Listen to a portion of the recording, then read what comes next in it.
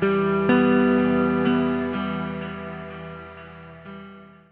right, hello, welcome to Adventures in Lollygagging. Hey, Veronique. Yeah. We're playing Hunter the Reckoning tonight. Oops, or rather, we are preparing Hunter the Reckoner, or Hunter the Reckoning tonight, as we are going to start a Chronicle in a couple weeks. So we want to do some session 0. We want to get some characters made, kind of do some little world building stuff tonight. It's kind of what we're going to go through. I should TPK them during character creation, Bert. It'll be just like Traveler, old school Traveler. We'll just kill him left and right. It's great. Veronique, thank you so much for that Prime sub. Really do appreciate it.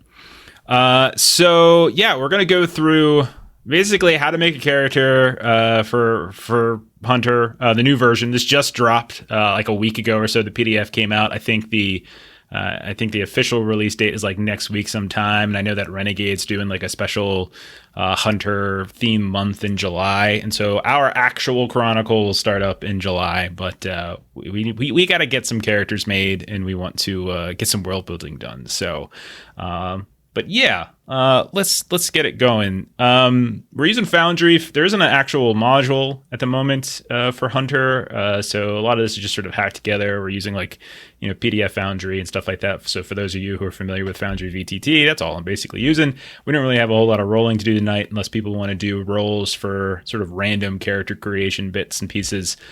So you'll be able to do that. So yeah, everyone here, like, so there's going to be the 3 main players. We might weave in some more people as the Chronicle progresses, as schedules allow, but these are going to sort of be the 3 core, and then we're kind of weave stuff in. This is also our first like World of Darkness game, so and we're not like experts on this. I've told a weird story. I'm not going to tell it now about my first experience with Vampire in the 90s, and that was fun. I'm not going to tell it now though. But yeah. Veronique, yeah. Are you talking about for Foundry, for V5 resources? The rolling mechanic's a little different. The way crits work and things like that. There's kind of slight tweaks and stuff here and there. That's the biggest issue. Like, I've managed to get some macros and stuff ready to go. It's just I can't handle the crits yet. Still got to figure that out. Okay. So again, this is our first time doing it. So forgive us if we get some fundamental things wrong, I guess, with World of Darkness stuff. But I specifically wanted to start with Hunter because I felt like this was kind of a good introductory thing. Because as hunters, you don't really know a lot anyway. Like you know enough that like this other world exists, or there's this, but you don't necessarily know everything about it. So it felt like a natural like level of naivete or ignorance that we can kind of head around. Yeah. So basically, like it's gonna be set in modern day. Okay, so modern-ish, give or take, and you all are going to be playing hunters. So, like by hunters, think very much like Supernatural, like the TV show, where you're hunting monsters, like so vampires, werewolves, and various other things are going to be popping up. A lot of the emphasis on various other things. I do like to throw some weird things in there. I have some ideas for the types of things we're going to throw into our Chronicle, but part of tonight is for you to kind of establish what you all would like to see in the campaign 2 or our Chronicle 2. Chronicle campaign. Chronicle is just the term they use for campaign within this system. So you're going to be able to contribute. The 3 of you and those of you in chat who want to contribute on this, you can kind of throw some ideas out, and I'm going to be taking notes, and then we're sort of piece that together. But yeah, you all are going to be playing hunters with a capital H. You are effectively a cell is sort of what it's been referred to as. You're going to see a lot of similarities, the 3 of you players, because we played Delta Green before. We referred to ourselves as a cell before. We've had like this sort of, there's some similarities here and there, but it's very different. So you're essentially an organization, but not like any sort of professional organization. Those are more like orgs, which is sort of how it's abbreviated. And there's different types of orgs. There's government orgs. There's religious-based orgs, like the Society of St. Leopold, which is sort of like the big well-known one. But then there's other orgs that are kind of tied to like, academics or other things like that. But you all are more like the sort of the not super organized, but you know that monsters exist. You know that there's like this dark underbelly to the world. Like your eyes have been open, and you are driven to do something about it. And so you have like, you rely on each other, you rely on some networks of NPCs and assets and stuff that you'll accrue during character creation and also during the course of play. And you do your best to take down whatever quarry that you all are targeting. Now, I do want to stress that while you know this world exists, the concept of vampires are in existence, the concepts of werewolves, and there's some base knowledge you might have. Hunters aren't equipped with this like huge like arsenal of knowledge. Like you don't know all of the little tiny details and stuff the way that if we were playing vampire, for instance, you would know more about the inner workings, obviously, of vampire clans and stuff like that. So keep that in mind. And again, it's going to be present day, so think of it in those terms. But the other thing to think about is that we're going to be playing in the Southwest US. And we all, the four of us, are from Arizona. We live in Arizona currently. So we're going to vaguely set it around Phoenix. We're not going to be tied to that geographically speaking. So if we want a forest somewhere that has trees, damn it, we're going to put a forest somewhere that has trees. Like, even though that those don't really exist. If we want it to rain, then damn it, it's going to rain. Unlike real life where it doesn't. So like we're going to be able to tweak it, but we're using Phoenix as kind of our backdrop. Lost Boys. Oh my God, I want to watch Lost Boys now. It's been a while. So I agree, Veronique. There should be a meat-centric NPC. So somebody has to befriend like a butcher or something like that. Chupacabra, that would be a fantastic. Okay, I'm gonna write some of these down. Chupacabra, its own kind of. That's a bloodsucker too, right? In a different way. Chupacabra. All right. What's cool is that there's some like never mind. I'm gonna spoil it. So all right. So what else do I want to do? So that's sort of my initial ramble of kind of setting this stuff up. But again, Phoenix-ish. The cool thing about Phoenix is that, as all of us know, is that we have a metropolitan area. So if we want to lean more like city, urban setting, if we want to lean into that more, we can do that. We got, tall buildings and such, and we got a downtown scene and whatnot. If we want to lean more suburb, well, we have plenty of those as well. And if we want to lean like more rural, we have that as well. We have a very large agricultural industry. And if we just want like these lost highways and these lonesome highways and things like that, we have a ton of that immediately outside. So we have a lot of flexibility in terms of like how the four of us want to go and frame our approach to this. So we're going to start by developing our Chronicle Tenets. We're doing this on air, and we're doing all this stuff on air. Chronicle Tenets. So for the three of you, you have access to this. You can kind of pull that up. So you have the handouts we went over. So Chronicle Tenets are basically foundations for like the stories that we're going to tell. And they express the values the Chronicle, again, the Chronicle is again their term for campaign, seeks to convey. And so another way to think about it is terms of like, what themes do we want to explore? What moods do we want to, set within the framework of our campaign? Of our chronicle, what morals do we want to explore, etc.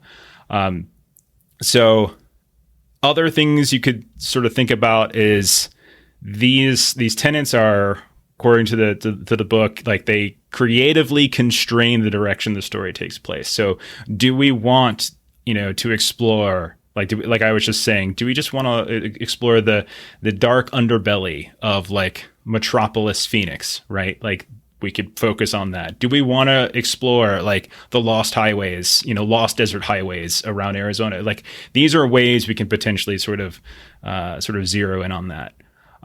There are also like the potential to sort of skew towards like what kind of morals and ethics and things like that we want to introduce if we care about that.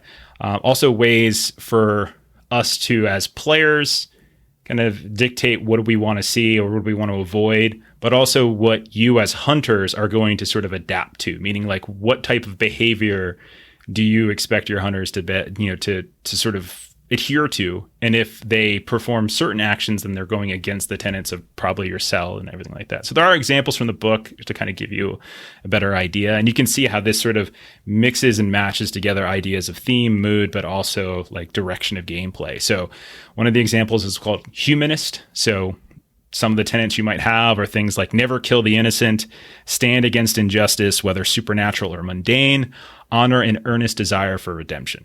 So if you want a humanist campaign, those are sort of 3 core tenets to what each of our stories that we're going to have within the Chronicle would adhere to, but also the types of behavior that you're going to build your hunters to try to stick with. There's neo-noir, that's an example as well. Vices thrive in the fractures left by the stresses of the hunt. The hunter's calling is thankless, and no good deed goes unpunished. There's vengeful vigilance. So in some cases, violence is the only answer. So if you all want to be a little bit more violent, a little bit more gone towards combat and like aggressiveness, this might be a way to go. The guilty must be held accountable and suffer. The shadow of the future looms over all decisions made in the present. There's another one is street code, never snitch, respect others and demand respect, and don't kill outsiders. And then finally, there's also this rural Gothic one, which is punish the guilty. Everyone deserves a second chance. Violence is powerful but final. So these are, again, just examples. So why don't you all just give me some ideas on what kind of themes, moods, morals, anything similar to what we just heard, anything different, what is it you're looking for in this kind of modern urban horror type thing? Thoughts? I was thinking a bit of kind of the street code.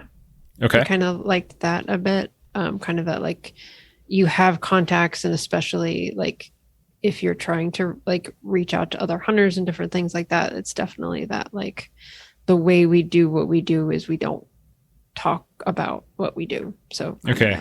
That, no one talks about Fight Club type of thing. Is that what we're saying? Right, exactly.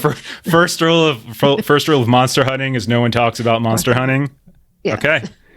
No one. I think that in general that's sort of true, as like there is most of the population doesn't know anything about what's going on. So no one talks about monster hunting. I'm going to jot it down. We can again we're going to throw the rough versions down, and over the next couple of weeks as we're planning, we can revise these. Other thoughts? You like some of the points on the humanist thing, like never killing innocent. So I don't want like the campaign just like slaughter everyone, anything in sight, sort of deal. Mm-hmm. Yeah. But I like in some cases violence is the only answer. Okay. So yeah, it's that fine line between strategic violence or something like that, like when employing violence in a way. Okay, I'm gonna put strategic violence. Okay. I do like the piece from Noir, the caller's hunting is thankless. Okay. All right. So Melissa wants a pity party. Her leg really hurts, Jeff. It really hurts. It really hurts. It's a wandering joke. Ow. Okay. All right. Cool. So I think those are some good, like, sort of morals, ethics, codes, etc. What about themes? So think of themes in terms of, like, do we want this to be?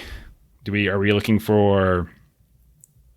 Do we want things that are more sort of slow burn horror? Do we want more like detective type stuff? Like, where would you want to lean with this? Like towards the horror, towards like violence, towards social interaction? Like, how do you want to lean the play? Okay, we know my answer. Violence? You just want to murder everything? No, I want to be terrified. Okay, yeah, I know. All right. Yeah, that's why you and I get along so well. Because I like to terrify you, and you enjoy being terrified. Yeah. Focus, like precise strikes. In chat. Yeah. Be nice until it's time to not be nice. Be nice. Okay. All right. You guys can keep talking while I write some of this down. I also like Aaron's there. It's pretty good too. The focused, precise strikes against clearly identified targets. Yes. You're definitely not about. When you know for sure, don't hesitate type of thing. Yeah. Mm-hmm. Okay. All right. Yeah. And I'm kind of leaning inquisitive. So like something that has the, Which I feel like those go together really well. Like there's these strings, the like creepy stuff that we're discovering, and then yeah, we're like there's the researching- mystery until you get there, and when you get there, it's horrific. Yeah, and you're just like, oh my god. Yeah, I Exactly. think the setting What was- should be like in town, maybe Okay. metropolitan. All right. So you want more like city? Yeah. Okay. All right. So some city oriented Yes. stuff. Perfect in chat. I am always out of bubblegum. Great. Well, you know what that's from, Melissa. I'm putting you on the spot. That What's it from? one sheet game. Well, it's from They Live, but it's also the one Okay, sheet game all right, that we have all right. yet to play. Come here to chew bubblegum and kick ass. It's all out of bubblegum. Okay. It's really funny when you say that to, never mind. When you say that, you walk into your class and you say that and everyone looks at you and you're like, who are you? And I'm like, I'm old. Don't worry about it. Okay. Or someone's like, hey, isn't that from like Doom or Quake? I'm like, no. I mean, it is Yeah. sort of, but like Duke Nukem, maybe it was Duke Nukem. I can't remember. I like what Long was saying too, because I think kind of what I was thinking too would go along with that kind of like urban downtown-ish kind of Okay. settings.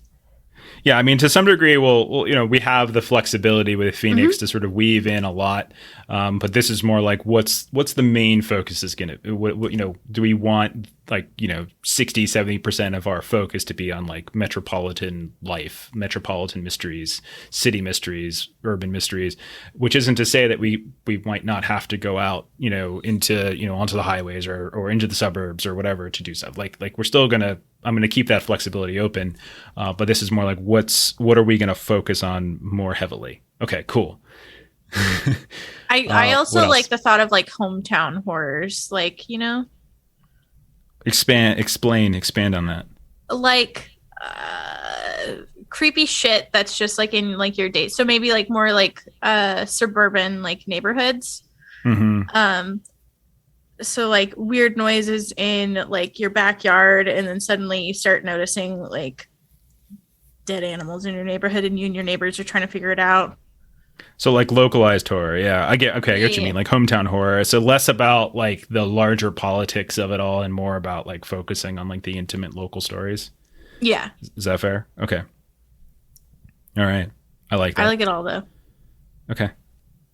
All right. I mean, just remember you say that. Like next a month or so from now, and you're like, Jeff. Okay. I can't walk around my house without looking in every closet to Having see what's nightmares inside. now. Thanks. Creepy old woman who lives at the end of the block. Yeah. One day that's going to be you, Ashley. I think Many- it already is me.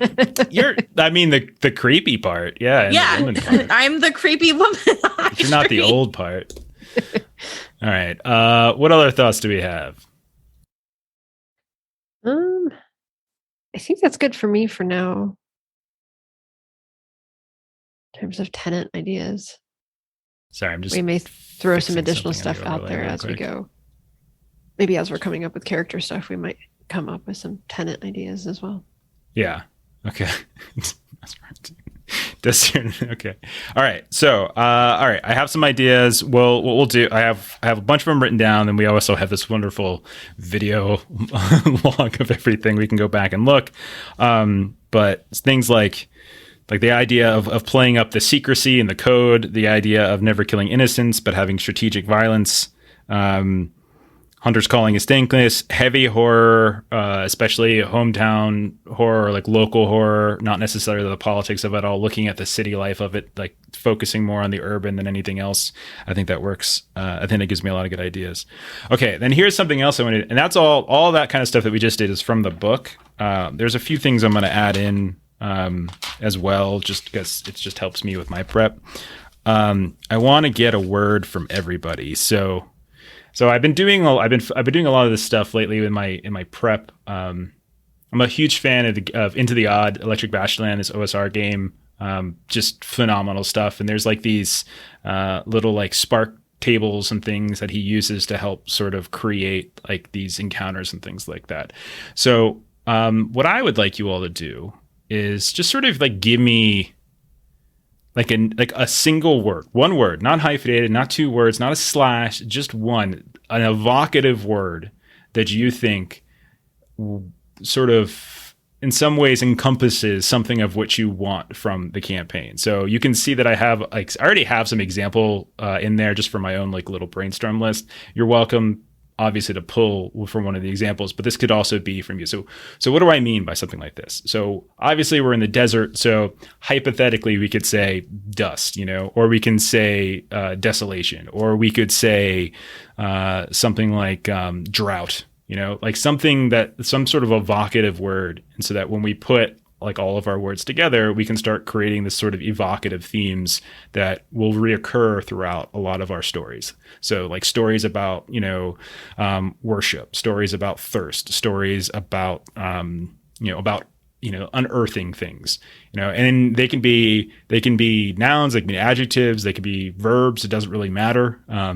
But it should be some kind of word that you think is sort of evocative of if you were to try to crystallize like what you're looking for or what you want to be scared by or what you want the stories that we explore to embody in some way, what would that word be? And then we kind of combine them together, and I'm able to sort of mix and match those and smash them together and kind of create cases or stories that use those metaphorical themes in some ways to kind of create interesting investigations and sort of link it all together. So this is just my own little spin on some stuff. So what would you all think? Is there something that you can think off the top of your head? Is there something that you see in that list? It's sort of, you tell me.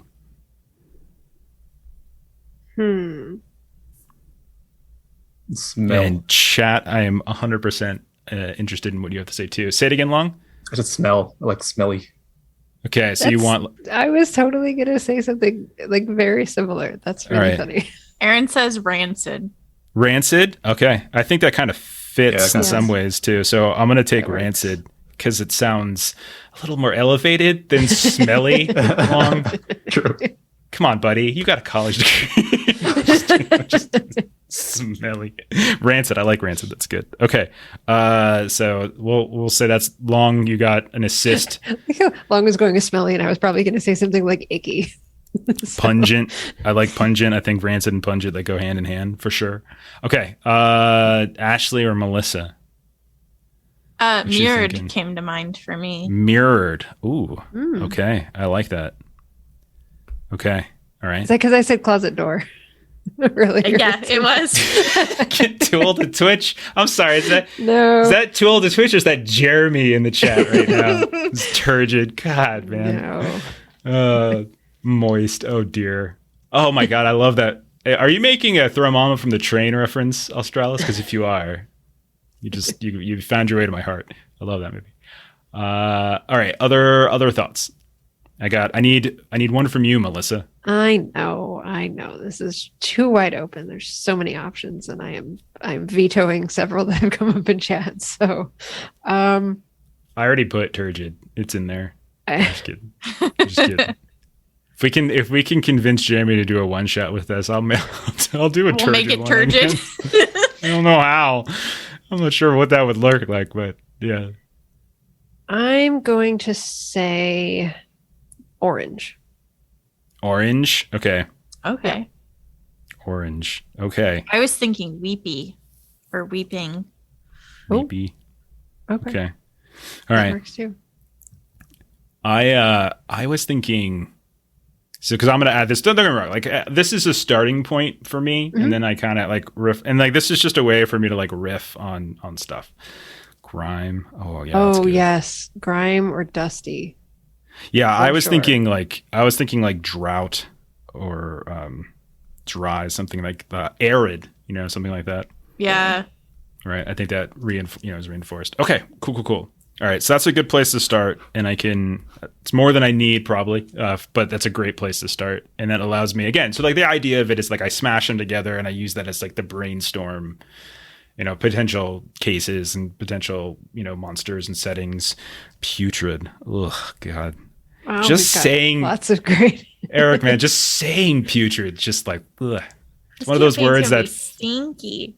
Yes, it is. I mean, it's very, very hot in Arizona right now. So, yeah. I feel that's like our first setting, a motel. that hasn't been remodeled since 1982. Everything's going to That's be great. historic downtown Phoenix. So we're all going to have to just go do some scouting around, which is a very nice place, actually. So We've got my desecrated, friends there. decrepit, and desiccated. yeah, those all, okay. Keep it going, Chad. I'm going to write a lot of these down. Okay. All right. Or Melissa is, because I have to stop now, move on to something else. Okay. So I've got a bunch.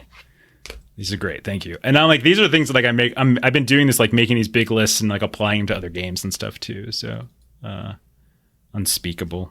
Okay. All right. That's the last one I'm taking for now, but keep writing them in chat, because I will be able to go back and get them. All right. So we've got some themes, some ideas down, some like keywords to help sort of flesh out some of it. All right. We've got our keywords that I wanted. We've got our Chronicle Tenets, or at least a draft of them. I think it's time we develop some characters, right? Like, let's do it. I'm so excited for this. Okay. So, folks in the game, go ahead and pull up the character creation, my character creation walkthrough. I typed it up. A lot of this just comes from the book, but I added, some abbreviated notes here and there. It's the teacher in me, Ashley. That's what it is. Like, I do this. This is what I do. I hate this. I hate the fact that this is me. This is what I do now. Like, I even, okay. So we're going to walk through this, start to finish, and see how this goes. It's going to be fun. So step one is going to be, we're going to call this sort of like high concept stuff, for the most part. I would say two things are fairly kind of high concept, broad, and then two are a little bit more specific. So the first thing the game suggests you do is you come up with a concept. Now, this doesn't have any mechanical impact on anything, but it's really just sort of like a unifying idea for what your character might be. And then once you have that sort of high concept in your head, you're able to sort of make choices throughout the rest of character creation to try to like meet that concept. And everything you do, by the way, we can tweak it, we can change it, we can cycle back and tweak as you discover something new. So nothing's like it's not like this every step is like you got to have this in stone, and like we can always come back and tweak. So they suggest it's possible like you can tie your concept into other issues, other components of character like creed and drive and edge, which I'll get to shortly. But you don't have to necessarily do that if you just think of a cool phrase that you're envisioning for your character. So some of their examples are drug-addled revenge seeker. Like that's just a concept, right? A concept of what that means. It could be monster hunting soldier of fortune, which might hint at like the type of like drive or creed you have, or entitled underground capo. So like these are again some of the examples. Now, none of this is 100% like again set in stone. I'm gonna try if there's once we start playing the actual Chronicle to get some of these things on the screen, like on our overlay if we can. So the idea is to keep it short, right? Is to keep it somewhat small package, like a couple words. Does anybody, I know like you all have been thinking about this a little bit. Have you come up with any ideas? Has anyone got any ideas they want to throw something out? building here. I was thinking more like a martial truth seeker sort of type. Okay. Martial truth seeker. Beautiful. Excellent place to start. I think it also probably hints to some degree at what maybe your creed might be when we get there. Because I think martial is one. Yeah, I think it's one of the creeds as well. Yeah, martial is the name for it. Yep. So maybe, but you're not required to. Obviously, you can switch it up. But martial truth seeker, I like it. Ashley or Melissa? So mine that I was thinking of, it's a little like day jobby also. So mine is nosy greedy plumber. Okay, nosy greedy plumber. Okay, all right. Melissa's been telling me how she wants to play a plumber in this, which is like, okay. I don't know. Okay. And it totally fits long. That's why I was thinking a description of smelly. Yeah. Okay. Just went perfect. I don't know why you've been you're so obsessed with it. And then you had like at work today, you said you had like the plumbing problem at work. We did actually. It was absolutely awful. It's just this. It's the earth telling you that you need to be a plumber by day, hunter by night. I like it. Ashley, it's a Mario. I've had that. Oh man, I was watching like yes. I've been watching those musical YouTube videos lately. It's a me, Mario. Go ahead, Ashley. I'm not stretching too far, but I was thinking like the friendly like nighttime cashier who's just seen some shit. Okay. Like, I mean, for now, I'm going to write seen some shit, but we can, we'll iterate on this and Yeah. find like a phrase that we could put on the overlay that encapsulates stuff. Yeah, So yeah. seen some shit. I like that. Like just seen some shit. Just leave it at that. yeah, just like even it doesn't necessarily have to be creepy. I'll just laugh at Bert. These pipes would be fine if it wasn't for all of these fucking vampires. Pardon my language. Okay. Pardon my language. This is the horror game. We're going to do it way worse than that. Okay. So that's concepts. We all got our high concepts. So then from that, we're all going to get into like some more mechanical choices. So the next thing up is ambition. So ambition should be measurable, should be concrete, and it should be long term. So it's something your character wants to achieve. Theoretically, it should be achievable during our chronicle. Doesn't necessarily have to be. Like you mean, so like if one of the examples, I want to become a master of medicine, or sure, like you can kind of work towards that, but you don't necessarily have to become that. Like it's just the idea of you can in a concrete way work towards it. Now the reason is because this does have a mechanical effect in game. So in game, during a session, if you work towards your ambition, you have the ability to recover aggravated willpower damage. Now there's two types of damage in the game. There's superficial and there's aggravated. And then, or I should say, there's 2 degrees of damage: superficial and aggravated. Superficial doesn't stick as badly as aggravated does. And then there's health and willpower. Health, you would imagine, is physical. Willpower is more mental and emotional. And so, whenever you during a game, like during a session, are doing things that sort of work towards your ambition, you're able to potentially restore some aggravated willpower. We're getting to the specifics of how that works later when we start playing, but just know that it does actually have a mechanical benefit. This is one of the reasons why you wanted to have somewhat of a concrete look to it. So a couple other examples they had from the book. I want to have a home I can safely call my own. I want to be elected city council. I want to expose the corruption inside Society of St. Leopold. Again, it's a religious org. We'll get to that later. So again, think about, and all of this we can tweak before we start playing, but let's just put something down for now, and we can come back to it if we decide as we're creating characters, if we want to do something a little bit different. So anyone have an idea for an ambition? Yeah, mine's easy enough. I want to be master martial artist, like master of my craft sort of deal. Okay. Is there a specific form of martial arts that you want to go after, or just like, I guess there one specific form that maybe you're working on or something? Yeah, we can do judo. Okay. So you're working specifically towards judo. Eric, thank you so much for that sub, sir. Appreciate it very much. I want to be a Toys R Us kid. Yeah. That's sad. They're basically out of business now. Can't be a Toys R Us kid anymore. It's got to be possible. At least where we are at. I think there are still a few scattered. Okay, so cool. Write that down. Awesome. Sounds concrete. You can work towards it. Perfect. Melissa or Ashley, got an idea? I think mine is going to be basically like I'm trying to like save up a nest egg. Like that's like my ambition has to do with like accumulation of funds. Do you have like something that you have in mind to use that nest egg for? I'm hoping that between now and our first session, I'll figure that out. But right now it's just like. Yeah. So it's the idea of using it for something, whether it's like retirement or whether it's like purchasing a Winnebago or whatever it is, like something of interest. Okay. Yeah. Own my own plumbing business. Nice. I'm playing it that I already do. Okay. I already said, yep. It's coming up a lot. It's interesting. I like that. We should bring up They Live more often. Now I want to play a They Live themed campaign. Ashley, do you got an idea? I was thinking more, I kind of liked the one that was like, I want to have a home I can call like safely my own, but more so in the sense of like, I want to make my home safe. Like there's weird stuff happening in my neighborhood and I want to figure out what's going on. That sounds great. Yeah, for sure.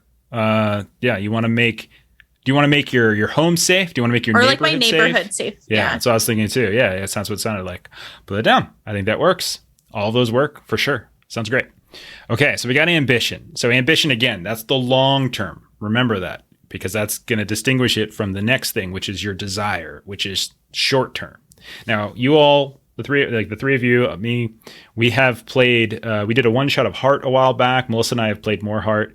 There's a concept in Heart called beats. So these are sort of session goals that you have that you want your character to accomplish that goal, and you tend to get advances from that. We also try to do this in like Worlds Without Number. Desire is kind of similar in the sense that desire is a short term want. Okay, something you want in the short term that you could potentially actually get literally in session. Like in a session, you can get it.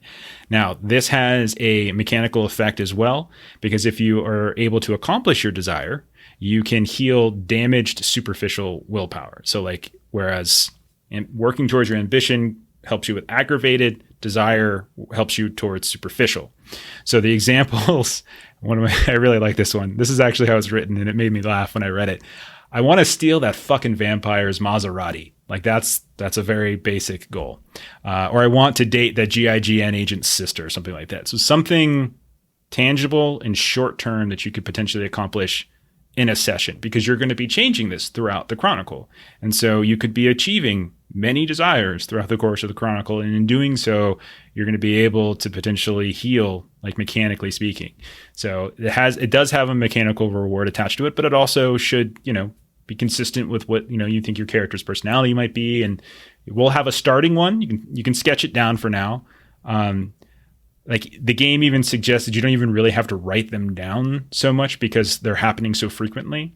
And since it's just this character creation and we're going to start up our actual play in a couple weeks, just sketch it down for now. And so so you can have it in your mind, but you can always change it before we start our next session.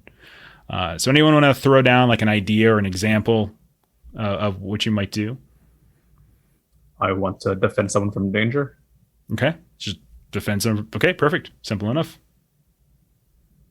Let's say that I have. Oh, your mic just went a little spooky on us. Yeah, you sound weird. Yeah, do an unplug and plug back in. Ashley, that means that we're on you now. Take my neighbor who's also my touchstone grocery shopping. Okay. Help your neighbor. Okay, good. And that'll let us transition to the touchstones while Melissa's getting her mic settled. You back, Melissa? You tell Melissa. me, am I back? There You're you back. are. Yay. Yep. Okay. Use an appropriate, quick-witted pun. Oh, God. Everyone. Okay. So I was thinking that I have like a mentor who is not currently returning my calls. And so I want to find out why. Okay. That's great. All right. That actually means I can kill your mentor. That's why they're not returning, or it's not returning. That's a possibility. There's lots of other possibilities too. So speaking of killing Melissa's mentors, let's talk about touchstones. So we've played Delta Green before. Delta Green has bonds. Touchstones are very much the same. So touchstones are people from your life that you have a personal connection with, but they most likely have no knowledge of the supernatural. Okay. Now, if you want to have one that does, that's fine. But like for the most part, they don't. So you want to have, at character creation, you want to pick between 1 to 3 touchstones. And what we're going to do is we're going to add them to our relationship map in a second. I'll switch this over so we can see what that looks like. These do actually have a mechanical effect as well. So if you lose your touchstones during the course of play and you end up with no touchstones, that means you can't regain willpower normally, which is bad. And that you're under a constant state of despair, which means that you can't use like bonus desperation dice and stuff like that. And that's not a good thing either. You want to come up with them, and this is a way to kind of flesh your character out. So what you're going to do, let me pull us over to the relationship map, and so you guys can see what that looks like. And I'll put it on the screen for people. Zoom in a little bit. All right, so this is just where it's going to start. It's going to get messy over time tonight. We'll put a few things on it.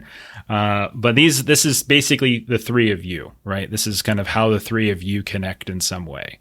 Now, what happens is that you're also going to be adding other places, other people, and you're going to be drawing connections to them. And so it describes in the book, like think of like a relationship map as like that conspiracy board, like that the Pepe Silva meme from Always Sunny where like, Charlie's kind of going crazy. It's that kind of thing. And so we start out, it's just the three of you for now. But over the course of like the rest of character creation, we're going to be adding some things to it. And then over the course of each of our chronicles, we're going to be continuing to add more and more stuff on top of it.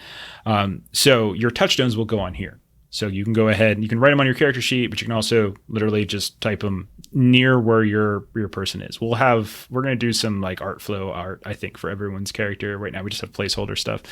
But you can see where each of your names are. You can use the Foundry tools to just near your head somewhere where your person's it. You can just type in a quick description.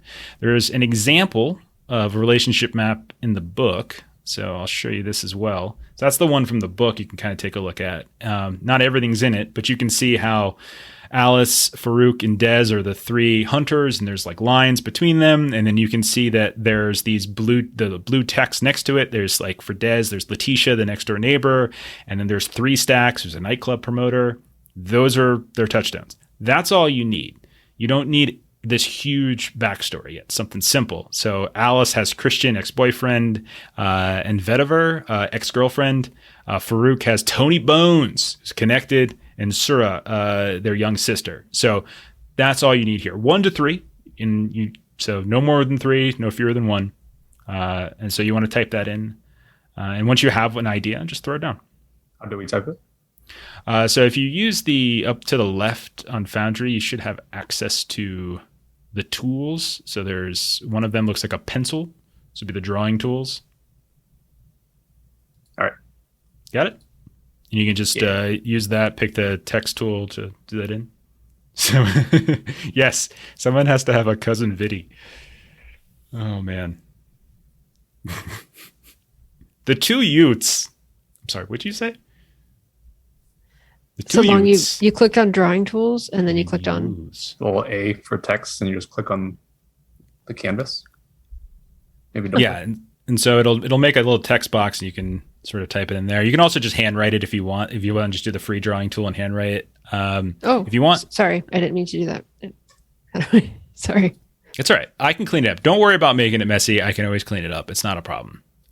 Melissa, I can edit it for you. What do you want to say? What's your idea? I was going to say Katya is my mentor. Okay, Katya, mentor. Plumbing mentor? Okay. I wasn't sure if there would be like a hunter mentor, if that was a thing. So either it was going to be a business mentor or we'll see. Right now, these are just flavor. We could potentially start putting some points into assets and things later on. So later in character creation, there's actual ways to sort of make these more tangible in the system as assets. And if you wanted to do that, that's something we could potentially do. Give me a second one. The second one is going to be Evie. Okay. Evie is going to be my younger sister. Oh, I love it when you give me siblings. She works as a banker and is engaged to a guy who is too nice for her. Okay. I'm just going to put younger sister, banker, keep a note on the other thing. So we'll put those 2 down there. So we've got 2 people that you're tied to. There's your touchstones. Perfect. Long, you're married? Yes, I have a wife named Lucia. Okay, man. I didn't get an invite, but it's okay. Derek invited me to his wedding. You didn't. Okay, so you got Lucia, excuse me. And then do you have a second one or a third one? Yeah, I'm becoming one. We have a daughter as well. Cool, dude. 8 years old. If you think He's a I'm not going to family put man. her in danger, you're out of your mind. Fame is going down, man. Okay, nice. And they don't have any idea about what you do. Attaboy. Ashley, I see you got Mr. Ponder, your neighbor. Yep, That's good. yep. That's good. Okay. And then I'm trying to think of a name. Steven. It's a lady. Okay. I've got Stephanie. I've got my hairstylist, Violet. Okay, hairstylist Violet. Beautiful. Go ahead and drop that in there. I see Long. You got your Sealy daughter. Okay. So we can leave it there. We can, oh my gosh, add a dog more to this, John. I mean, if we want a first episode kill, that's the way to do it. I like that Yeah. chat says that there is a cousin Vinny who owns a judo school. I like that. Okay, so let's see. So let me get back to our character creation thing. Okay, good. There's gonna be more. There's gonna be a few more things we're gonna be doing to the relationship map as we go. But for now, we got our touchstones there. That's all we need for now. If you think of another one you want to add later to get to 3, go right ahead. No problem. If you want to change one of them later, again, no problem. But we have a good start. We have a couple that we're on. Let me zoom out a little bit. Okay, we can see, we know who understood how to use the tools, and we know who didn't. Okay. Me. No, it's fine. No, yours looks cool. I like it. I was actually mocking Melissa for doing that weird, Yes. like half infinity thing going there. All right, so cool. We've got our touchstones down. We got desire, ambition, concept. Let's get into creed and drive. So these are very important, and there's no real. This isn't a class-based system, but creed is probably the closest thing in an archetypical sense. Like it sort of describes how you hunt the supernatural. So it's like the tactics you take, the approach you take. You're all part of the same cell. You do not have to have the same creed. You can, but you don't have to. It makes perfect sense to combine multiple creeds. It makes perfect sense to have the same creed. You can kind of flavor it however you want. There's also the other thing with creeds is that they dictate how you can use desperation dice. So desperation dice are basically just like bonus dice that you can use in certain skill tests, or trait tests, I should say. And you can tap into them when you are attempting a test that falls within the in the sort of the auspice of your specific creed. So there's a little link there, you all can look at it, but for chat and for folks reading later, some examples. So there's 5 different creeds. There's entrepreneurial. Entrepreneurial are bold innovations and experimental approaches. That's how an entrepreneurial hunter tries to hunt the supernatural, through bold innovations and experimental approaches. There's faithful. And so that hunter goes through belief in higher powers and a divinely informed worldview. There's the inquisitive, which Melissa's mentioned a couple times. That's about gathering intel and understanding the quarry. That's how you would hunt your supernatural threat. There's martial, which Long has already kind of hinted at. That's about attacking the supernatural via arms and tactics. And then there's underground, and that's hunting the supernatural through guile, subterfuge, and knowing the right people. So those are the 5 starting creeds in the game. Might add more later with supplements, I don't know, but that's what we have right now. So does anybody have, I know Melissa, you said inquisitive. Are you still going inquisitive? Yes. Okay, so for inquisitive, so what that means is, like, one of the other things, again, that creeds dictate is when you can use desperation dice. So since you're doing inquisitive, so anytime you are trying to gain information while on the hunt, so like research, breaking and entering, interrogation, anytime you're doing something like that, that's when you would be able to use desperation dice. So that's like the inquisitive creed field. Lon, are you going martial, or are you doing something else? Martial makes no sense, right? I'm like pretty much. Yeah, but don't lock yourself into that just because I'm saying that, because it's more about how you're approaching it. Just because you're good at fighting doesn't necessarily mean that that's how you approach fighting the supernatural. You could have it, be at the dojo and whatnot, but you could decide to go a different route. So don't feel as though you have to do that just because you have it in somewhere else. Maybe this underground thing, and then guile, subterfuge, and knowing the right people. Okay. So guile, subterfuge, and knowing the right people. So underground, basically, then what that means is you'll be able to use desperation dice whenever you're potentially using tests that involve stealth, that involve subterfuge. That's all in service to the hunt. So if you're like kind of stalking, your quarry, or you're like stealthing around, or you're picking locks, you're sneaking past guards, stuff like that, is potentially when you could use desperation dice because it fits your creed field. what is the martial ones for that? Maybe physical conflict. So it doesn't have to necessarily be the quarry itself or even supernatural, but basically any time that you are using physical conflict is what Marshall's creed I think it's better for me. I'll just stick with Marshall then. Okay, Marshall it is. Ashley, what you thinking? Underground. Underground. Okay, so Yep. Long was about to step on your toes. That's good. Did you secretly send him a message like in Discord, like Long, back the F off? No. Back the F up. Okay. No, All right. I was prepared though. If he definitely wanted it, I was going to do a full 180. And I was like, guess I'm going faithful. Nice. I think I would go faithful too. Because, I once performed an exorcism. This is a true story. Really did. Yeah. And we were role playing for Fiasco at the time, but I'm pretty sure that we actually got a demon out of Ashley that night. It sounded like it. It really did. Yeah, I was the room next door to it. That was, yeah, I knew it was happening. We were playing something else. You guys were playing a board game. We're playing Fiasco in the living room. My boyfriend later was like, demons are you out? okay? Like, You are now, because the demon's up out of that shit. It was great. yeah, That was so much fun. I was screaming. Okay. Maybe you're I will underground. go faithful. Well, Oh, did I talk you into it? what are you guys thinking?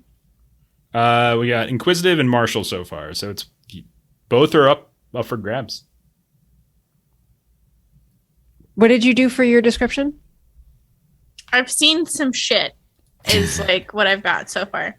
You both fit. Yeah, I could go either way.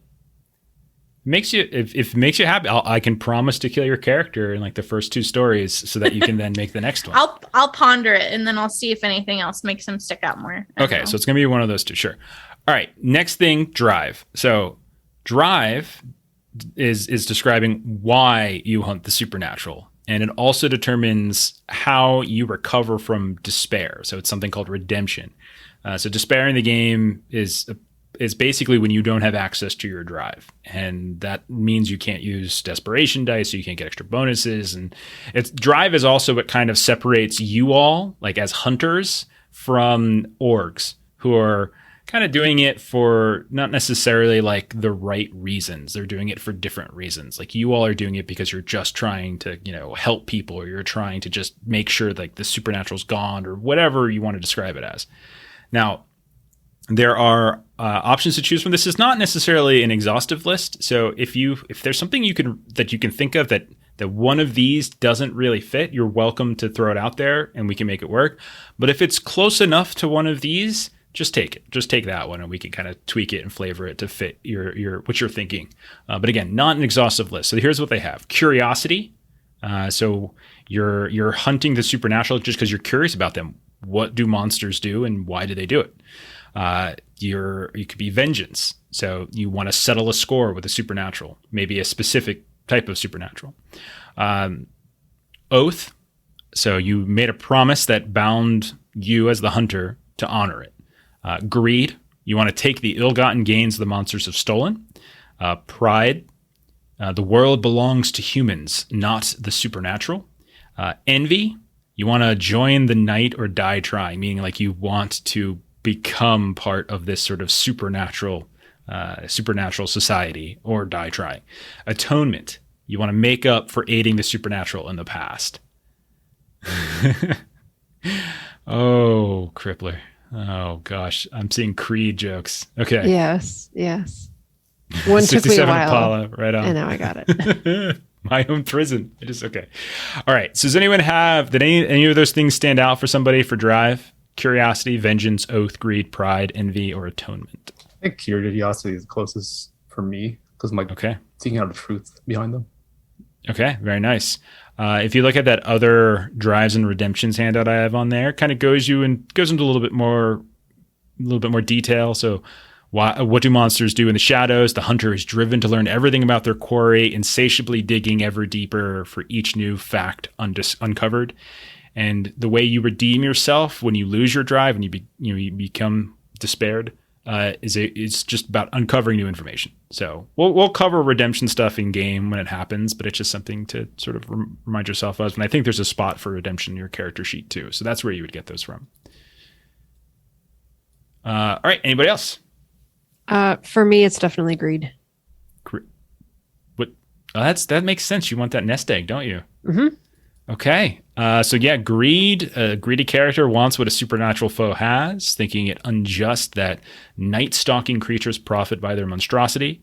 And redemption is acquisition of resources from their quarry or from creatures like it. So pretty straightforward. Ashley? I'd say either pride or curiosity. Okay. So we got, Long's curiosity. So if you didn't want to double up, you can. No, there's nothing wrong with doubling up. But if you didn't want to double up, Long was also interested in curiosity. And he's pride. Okay. I could switch over to or pride as well after reading it. Okay. Actually, you favored one or the other. Look at this guy. I'm still Such a nice waffling guy. about like what I'm gonna be. So that's what's holding me up. Man, I'm in my, never mind. I was about to say my age, and I'm still waffling about what I want to be. Oh, we're talking about character creation. Okay. Jeff, you're 21. What are you talking about? 22. Damn it. Oh, Chrissy. yeah. You gave it Missed your away, so I had to turn. Okay. All right. So write them both down. Cycle back later. Okay. Same with you, Long. You can write them both down. We'll cycle back later.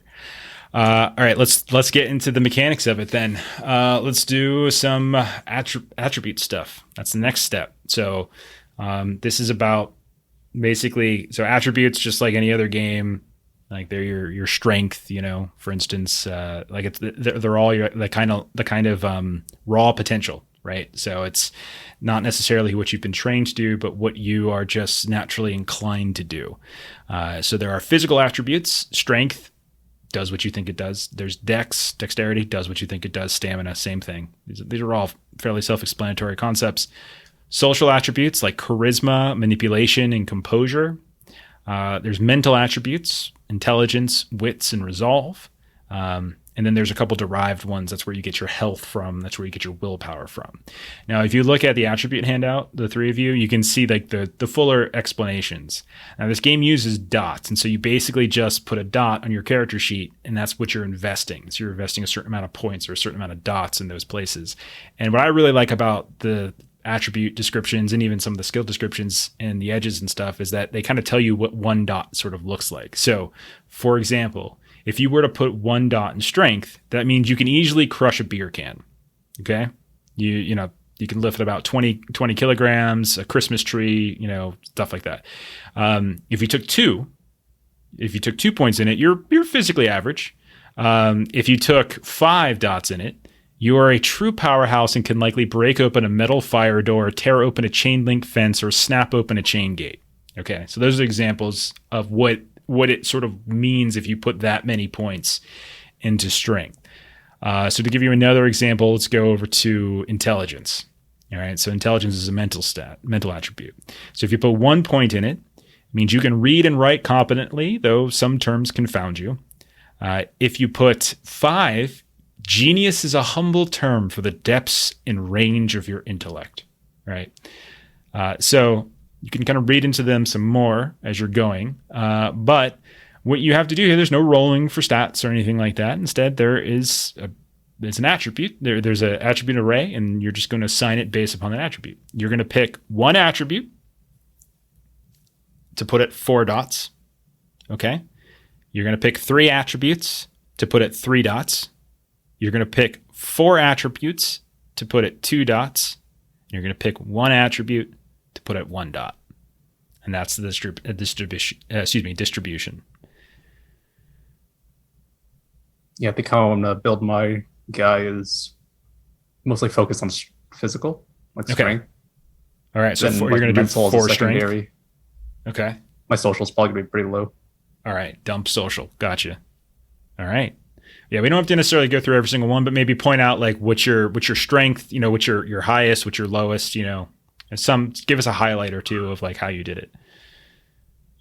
So Long, you're going high strength, physical, and you're dumping your social. Perfect. I'm Melissa. going high composure. Okay.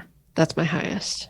Yeah, composure is about remaining calm, so you can kind of command your emotions. You can put others at ease. It also is going to beef up your willpower, which is essentially like mental, emotional hit points, sort of. I know that's oversimplification, but like think about it in those terms for now.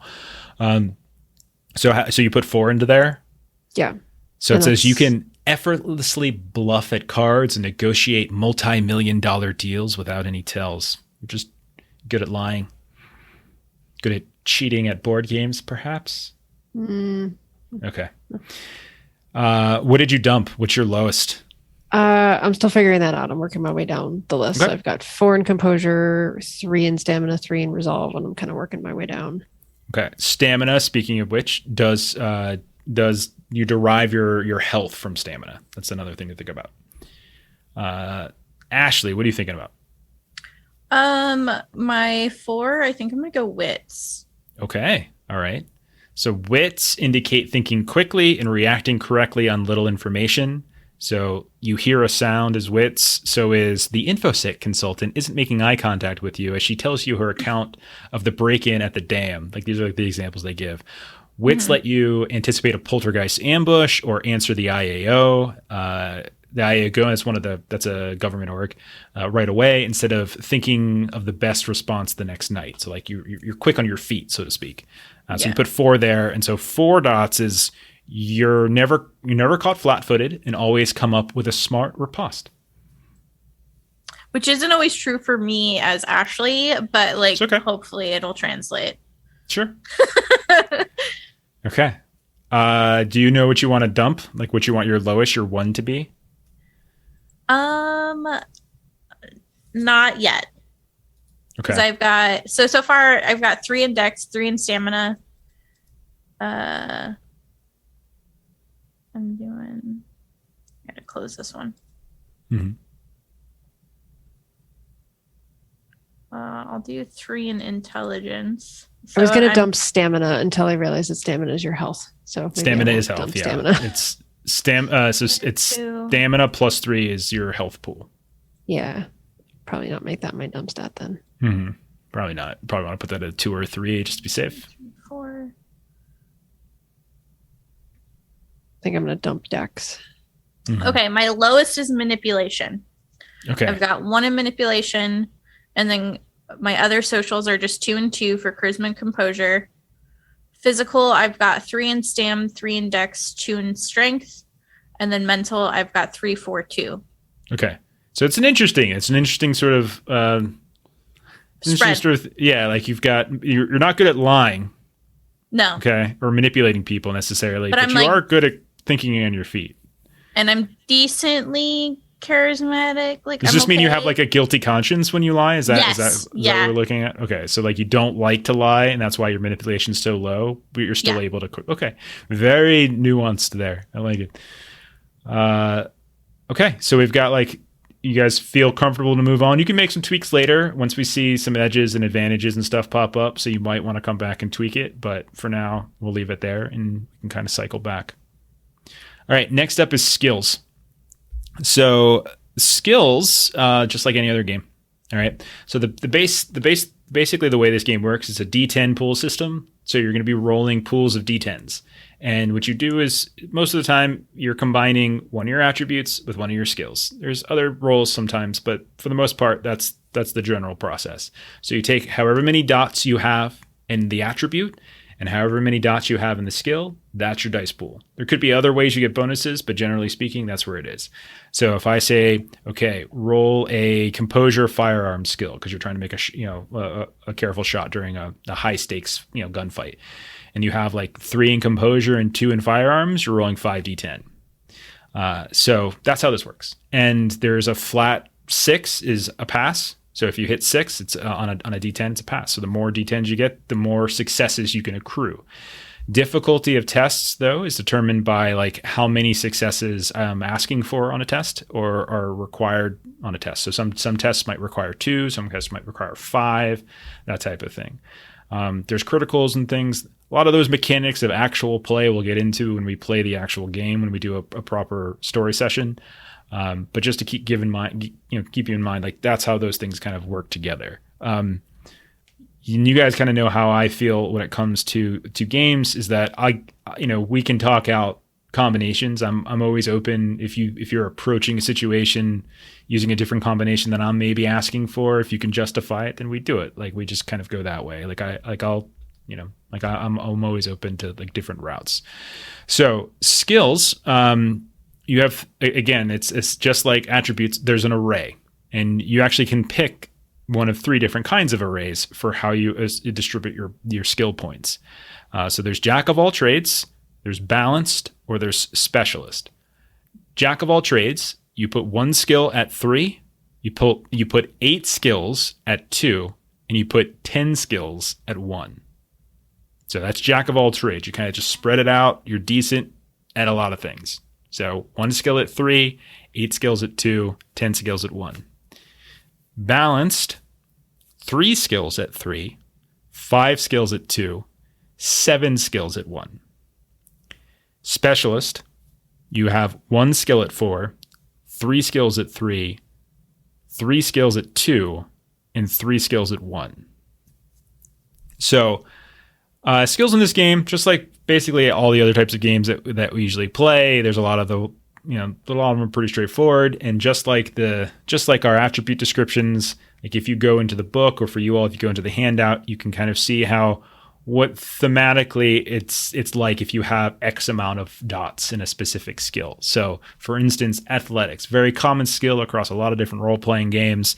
If you were to put 1 point in athletics, that means you're always attentive in gym class and you still have a spring in your step. If you were to put 4 dots, you're an exemplary athlete. If you were to put 5 dots, if you happen to get that later in the Chronicle from XP, Olympic records await you. Only a very few peak humans can achieve what you can. Then there's also things like driving, larceny, which is like kind of like an all-purpose thief type stuff. Then there's stealth, melee, etc. Social skills, there's animal ken, which is basically your ability to relate to animals. So if you want to be a crazy cat lady, Ashley, you might want to drop some points in animal ken. Survival, etiquette, leadership. A lot of them you can read these descriptions. I'm not going to read through all of them. There's a lot of them. And you can see like how many points kind of equates to what you might be getting out of it. Now, while you all are deciding that, I'm going to talk about skill specialties as well. So at character creation, you also get 1 skill specialty. A skill specialty is a very narrow, specific application of a skill. And it's got to be narrow. You don't want this to be broad. And mechanically, what this allows you to do is that if you're rolling a test using a skill and your specialty would apply, you get a bonus die on your roll. You get an extra D10 in your pool. Now, you can't, it specifically says in the book that you shouldn't be expecting to use this every single time you roll this skill, and then it's not supposed to be that broad. So one of the examples they say is a bad example. So like if you were going like a martial art style, for example, if you were to say like Muay Thai or something like that as a specialty, that's not good, because basically anytime you roll brawl now, like because that's your specialty for it, basically you can explain how anytime you use brawl, you could be doing a Muay Thai strike. So you don't want it to be that, in that kind of way. You have to expect that it's going to be popping up every now and then, but not popping up all the time. Each one of the skills has examples in the book.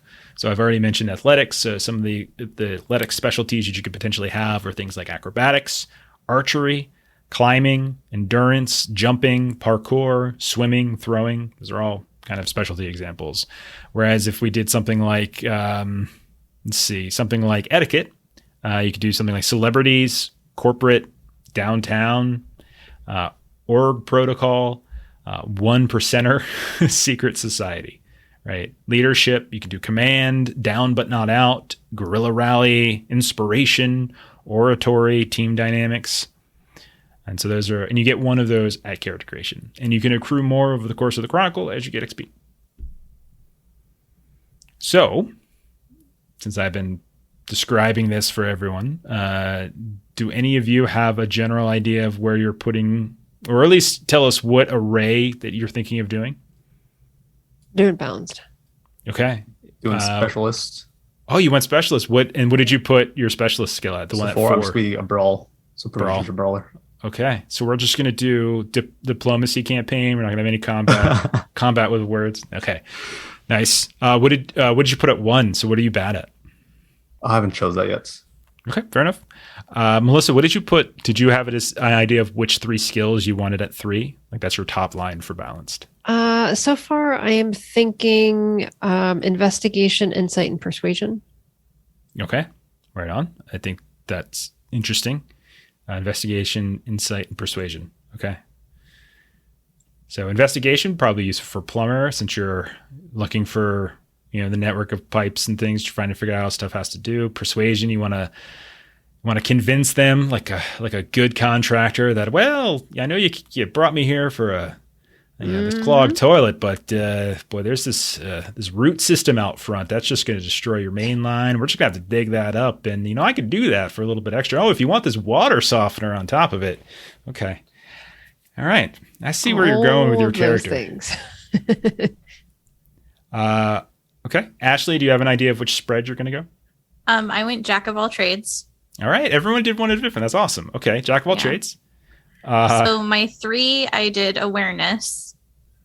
And then for my 2, I did investigation, occult, science, technology, etiquette, insight, melee, and stealth. Cool. And then for my 1s, I did athletics, brawl, animal ken, leadership, performance, persuasion, subterfuge, and academics, finance, and medicine. Okay, very nice. Long did you figure out yet what your 3 at 1 were? It's okay if you don't know. There's a lot of skills. I've been reading through. There's a lot. Yeah. Mm-hmm. Yeah. You guys hit Ashley, enough. did you take a cult? I did, yeah. Okay. Of course she did. There's a game that has a cult as a skill. Ashley took it. Yes. But I like how you took it at 2. That's nice. That's nice. A little nerve to yourself. Okay. So we can cycle back because, again, there's going to be some advantages, flaws, edges, stuff that might make you want to tweak this slightly. So, again, until we actually sit down and play a session, you don't have to finalize anything. That's just kind of how this works. And so you have a general starting point, and we can kind of cycle back as needed. Cool. All right, so let's talk about the next stuff. We've got advantages and flaws, edges and perks, equipment, stuff like that. So advantages and flaws are other ways to flesh your character out.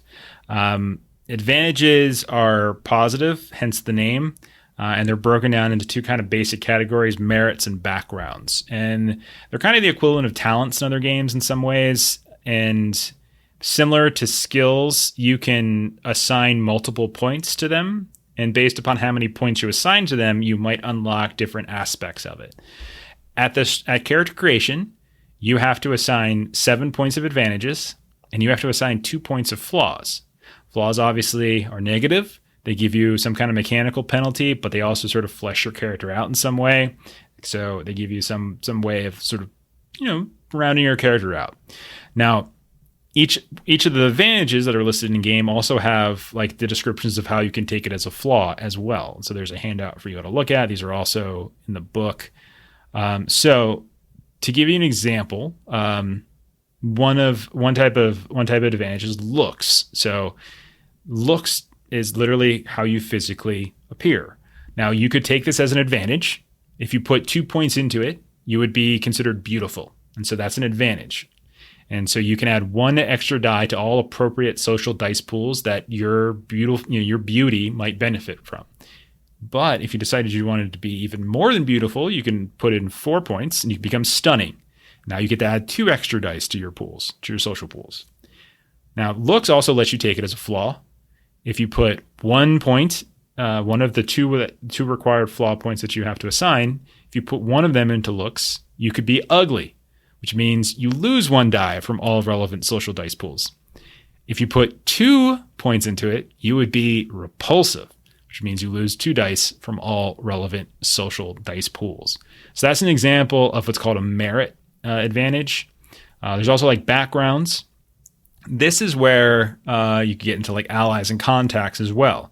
So if you decide to go this route, take an ally or a contact, these are things that you can potentially put on your relationship map. Okay, because this means these are NPCs and people. So contacts, For instance, if you were to put 1 point into this, you can have one contact who can do or get you something cheap or common for you. So something, it's got like small resources. So it could be like a weed dealer or a car salesman. If you put 2 points into this, you can have one contact who can do or get you something useful at resources 2. Could be like a small-time gun dealer. This could be a veterinarian. If you put 3 points into this, you have a contact who can get you something expensive or hard for you to acquire. That's like resources 4. This could be like a system security expert. It could be an orc strike team marksman or a narcotics agent or another useful field, something like that.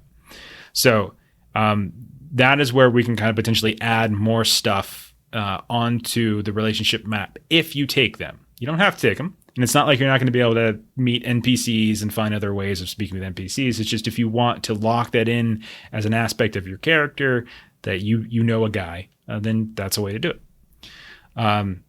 So not all of the advantages necessarily have flaws to them. So pick and choose as you see fit. Does that make sense to y'all? Yep. Got any questions on that?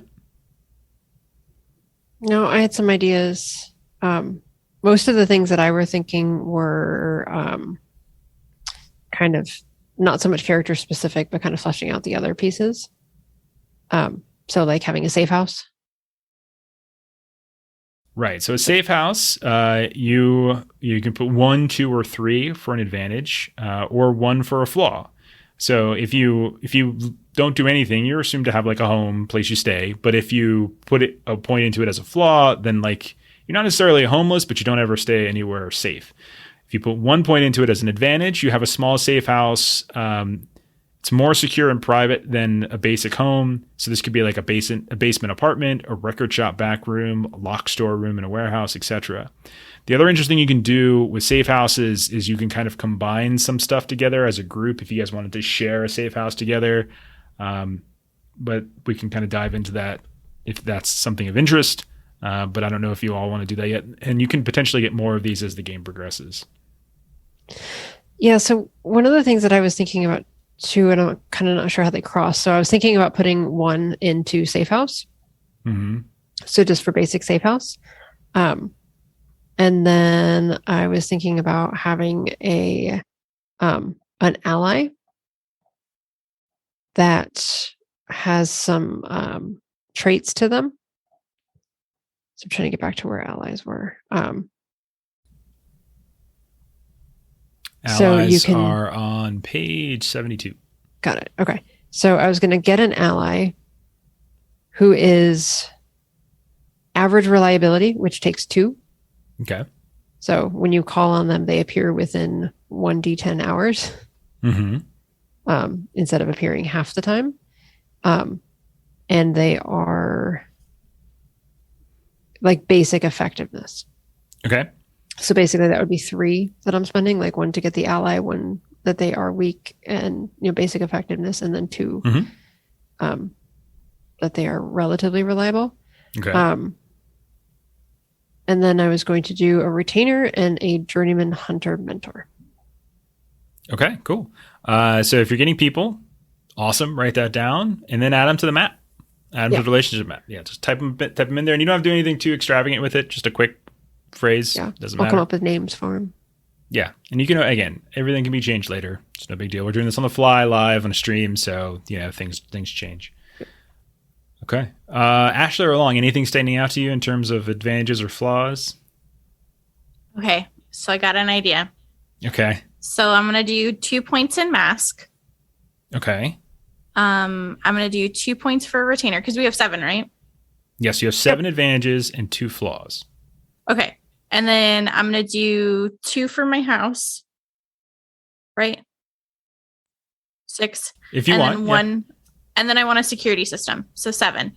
Okay. So mask, by the way, has to do with like identities, like getting a fake identity or something like that. Yes. That's essentially what mask is. Yeah. And you put 2 into there, you said. Yeah. Okay. So 2 points in mask. Your mask can pass a background check with the National Police, so FBI, Scotland Yard, equivalent, etc. If you had a military intelligence record, it has been classified. You can also and that's all you're spending, right? Just those two? Just that, yeah. Okay. I know there's more I could do. Yeah, there's other things that you could potentially do to it as well, but you can always get those later. And then you're doing something with a house, right? Yes. So I am getting I'm putting 2 points in the safe house. Okay. And then one extra point to get security system. Okay. So 2 points for a good size security or privacy. So like a single family home or townhome, converted downtown storefront, secure sewer tunnel. No. Okay. And then you said you want a security system. So yeah, security system is an extra advantage that you can tack on. So your safe house has a better than average security system for each dot of this merit. Add 1 die to your dice pool to resist or alert you to unauthorized entry into your safe house. So it's more likely that if someone tries to break in and do some stuff, you would know. Mm-hmm. Perfect. So now I have a question. Is this like I have a safe house and you have a better safe house? Or we are... It's up to you guys. You can have sell safe house. You can one of the things you can potentially do is you could join up if you want. So it's kind of up to you. Now, the other thing is like safe house. Do you want it to be your home? Do you want it to be a place where you only do your work? So like a lot of this is sort of up to you all to decide within the story, within the fiction, how you want it to actually work. So, I'm treating mine more as like my home. Okay. All right. Whereas Melissa, you might be doing something different. You might be treating it as like a separate. That could be like your offices, your headquarters for your plumbing or company. Like Grimm, you have that streamlined trailer thingy or something like that. Okay. Yeah. And then my flaws. Okay. Oh yeah, flaws. I have a stalker. Whoa. Okay. I saw that one. All right. Okay. I'll try to and find my house what's is that haunted. Under? Oh God. Your house is haunted? Yeah. Okay. All right. Your house is haunted and you have a stalker. Oh God. Okay. Do you have an idea of who this stalker might be? An ex-boyfriend. Okay. Put it on the map. Oh God, I need a name. No, you don't. Just put ex-boyfriend stalker. And then we can come up with a name later. Okay. So awesome. My flaw, by the way, is that I am shunned. Okay, because from all the board game companies, that I am loathed by a particular faction, betrayed them, crossed a leader, did something. Okay, what faction? I don't know. So that's okay. You don't have to necessarily know the name, but can you give me an idea of what type of faction it is? I could meaning, is it a faction of academics? Is it a faction of other hunters? Is it like some kind of corporate faction that, is can you give me an idea of what you're thinking in terms of like generally speaking? And I can potentially give you some suggestions on what might fit. I guess my assumption was that it was a hunter faction, like another hunter cell or faction. Another hunter cell. Yeah. Yeah. So it could be another hunter cell. It could be a vigilante org as well, which are fairly similar in some ways. They don't necessarily have, but like they're usually the ones that kind of go too far across the line, etc. So another hunter cell. Oh, chat, the saddest faction. Oh, no. Too old to switch. Just cut it out. Did you see the crone flaw? Yes, I did. I was surprised you didn't see that. I was just like, I was pondering it for a hot moment. Yeah. So what was that? That was under. I saw it a second ago. Where's it under? I again? might switch to that. Nope, it's too late. You put stuff. Yeah. So scrolling back up. Supernatural situations is one of the merits that you could potentially get. So the advantages, and so the flaw for that. If you put 2 points in it, you could be a crone's cursed. So some supernatural affliction has affected you and aged you rapidly, such as a sorcerer's evil eye or having imbibed aberrant vampire blood. You appear at least a decade older than you are. In addition, your health has suffered and you have 1 fewer box in your health tracker than you otherwise would. So, okay. We haven't heard from Long. Long, you have any ideas? Yeah, I'm looking through a lot of this and... A lot of stuff, I know. Yeah, there's a lot. You're not locked into anything, but if you have like a first instinct, throw it out there now, and you can always change it later. Yeah, I want like a dojo area, so I don't know if that's like a safe house as well. If you want it as a safe house, you can take it that route. Let's see. What else could you Or more potentially like choose? a place holds influence or has connections as like Okay. being a well-known dojo and has like connections with it. Okay. So like Cobra Kai. No, Cobra Kai doesn't have good. No, they're bad. Let's see. So There's the resources one. yep, resources. Resources are, I think. Well, I guess it could technically work if you own the dojo, but that's like it's basically more for like wealth. Yeah. But yeah, you could own that. So long, are you thinking that like you now have a lot of connections because the dojo has connections, or more just like the dojo has the connections? And the reason I ask is because there's like a status that you can spend some of the advantage to where you could be like known or respected. Yeah, I want more of that edge because I'm like a teacher there or like a sensei sort of deal. Status could be cool. You could be respected. You have rookies who look up to you.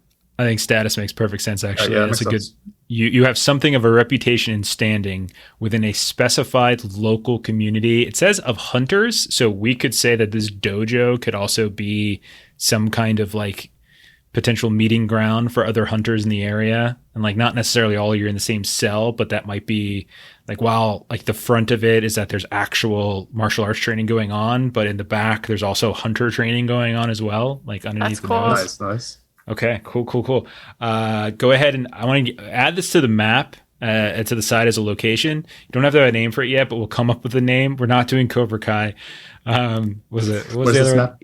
Eagle Talon relationship map. So Okay. It's the same place you put your names and stuff earlier. So just put it off to the side. Just put dojo, and we'll come up with a name later, or you can come up with a name later. I have a name. Do you? What is it? Fist of Harmony. Fist of Harmony. Okay. We will defeat you with like the Fist of Harmony. Okay, it's almost like contradictory. I love it. It's great. All right. It's like a vow of nonviolence. Oh God, is Adam in here again? We're talking about puns and vows of nonviolence. I bet you Adam's. I took a vow of nonviolence and I ripped a man's throat out. It's ridiculous. What are you thinking about for your he's being flaw? ridiculous. Long. What are you thinking? Flaws. Let me see. Long's So many like, tabs and I things don't open. have any, so I don't know what you're talking about. What's a flaw? Right. No, I I'm definitely perfect. do. Look at my hair, he said. Acapella martial arts studio. That's what a duo's as. It's also a chorus. Hello. Welcome to the Brothers of Harmony Acapella martial arts studio. Now I'm going to spend the next couple of weeks coming up with an intro music that's just like super cheesy local martial arts commercial. Like it's not like it's like really cheesy, and that's going to be the intro to our Hunter the Reckoning game. I'm not that skilled with like After Effects and stuff. No. Okay. Does the flaw have to be in the same? No. Okay. No, anything. It could be despised, maybe. So you're both For a region of the respected. city. Okay. Maybe there's So- someone that despises it. Like Okay. you're just really mean and like they just don't like that. You hold them to high standards. So you went influence, and you went despised. So one group The or region of the description city. of that. One Lives group- only to thwart you. I like it. Do you have an idea of where that group or region might be? It's okay Maybe if it's a you don't. rival. Maybe it's like a rival dojo. Okay, this really is turning into Cobra Kai. That's what this is becoming. This is becoming. I was Cobra gonna Kai. say this is like the AJ folks, like you're like the downtown like city. Apache Junction stuff. Apache Junction, Yeah, no, like the- that's pretty far out there compared to The downtown Phoenix. rural Okay. versus urban. But that's funny. So you're despised and I'm shunned and Ashley has a stalker. Okay, all right. No, And my this, house is this is haunted. what this is supposed to be. Like it's hard being a hunter. It's not supposed to. If it was easy, everyone would do it. Okay, so we've got our flaws down. We've got some interesting advantages, and again, you can tweak this later. 7 and 2, 7 advantage points, 2 flaw points. But we have a basic foundation to continue with now. And those of you who were supposed to add something, I hope you did add it to the relationship map somewhere. Stalker, ex-boyfriend, I see. Melissa, I didn't see anything added from you. Long, I didn't see anything added from you. Ashley, gold star. After. Long. Melissa, you fail. All right, edges and perks. We're nearing the end. I think this is the last real mechanical thing that we have to add. So this is the last thing. So edges and perks. Edges, they're like another. They're not like advantage. It's hard to explain how advantages and edges are different, but they are. This is where I got confused, to give you an idea. It's very easy to I think could kind of conflate these two. Now, edges, there's three different kinds. There's assets, aptitudes, and endowments. So assets are like things you have or people you have.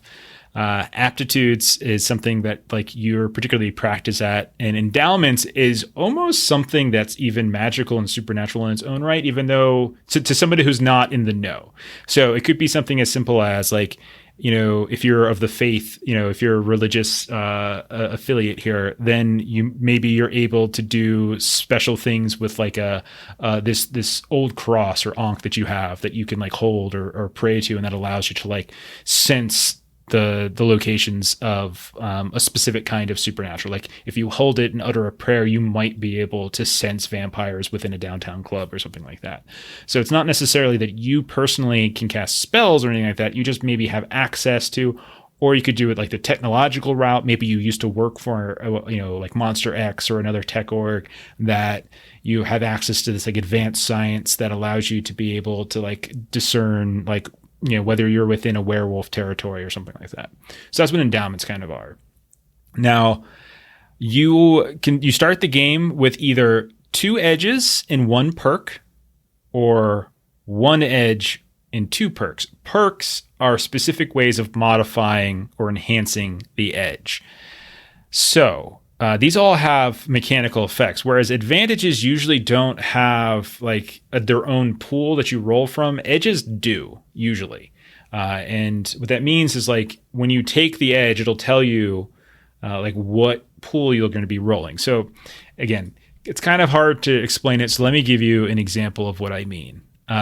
Let's say you wanted to be known as like, you really wanted to build a character that was good at explosives. You just really wanted to be the go-to. We need C4, we need dynamite, you know, whatever it might be. We need Chemtex, whatever it might be. I can get it, no problem. Okay. So you would want to take then the edge ordnance, which is a specific kind of asset edge. So this is just, again, something that your character is known for. Now, what that means is that you would basically have to, at character creation, establish like what role you would do whenever you were tapping into that edge. So if you wanted to be the type of person who can build your own ordnance, then you would use a pool of composure plus science, meaning you're making your own bombs, pipe bombs, etc. If instead you wanted to be a person who can get ordnance, like you know where to get it from, then you would lock in composure plus streetwise, because you always have an explosives guy. You know where to get it. So that's how mechanically it plays out. Like it gives you a pool that when it comes time to use your edge, that's what you roll.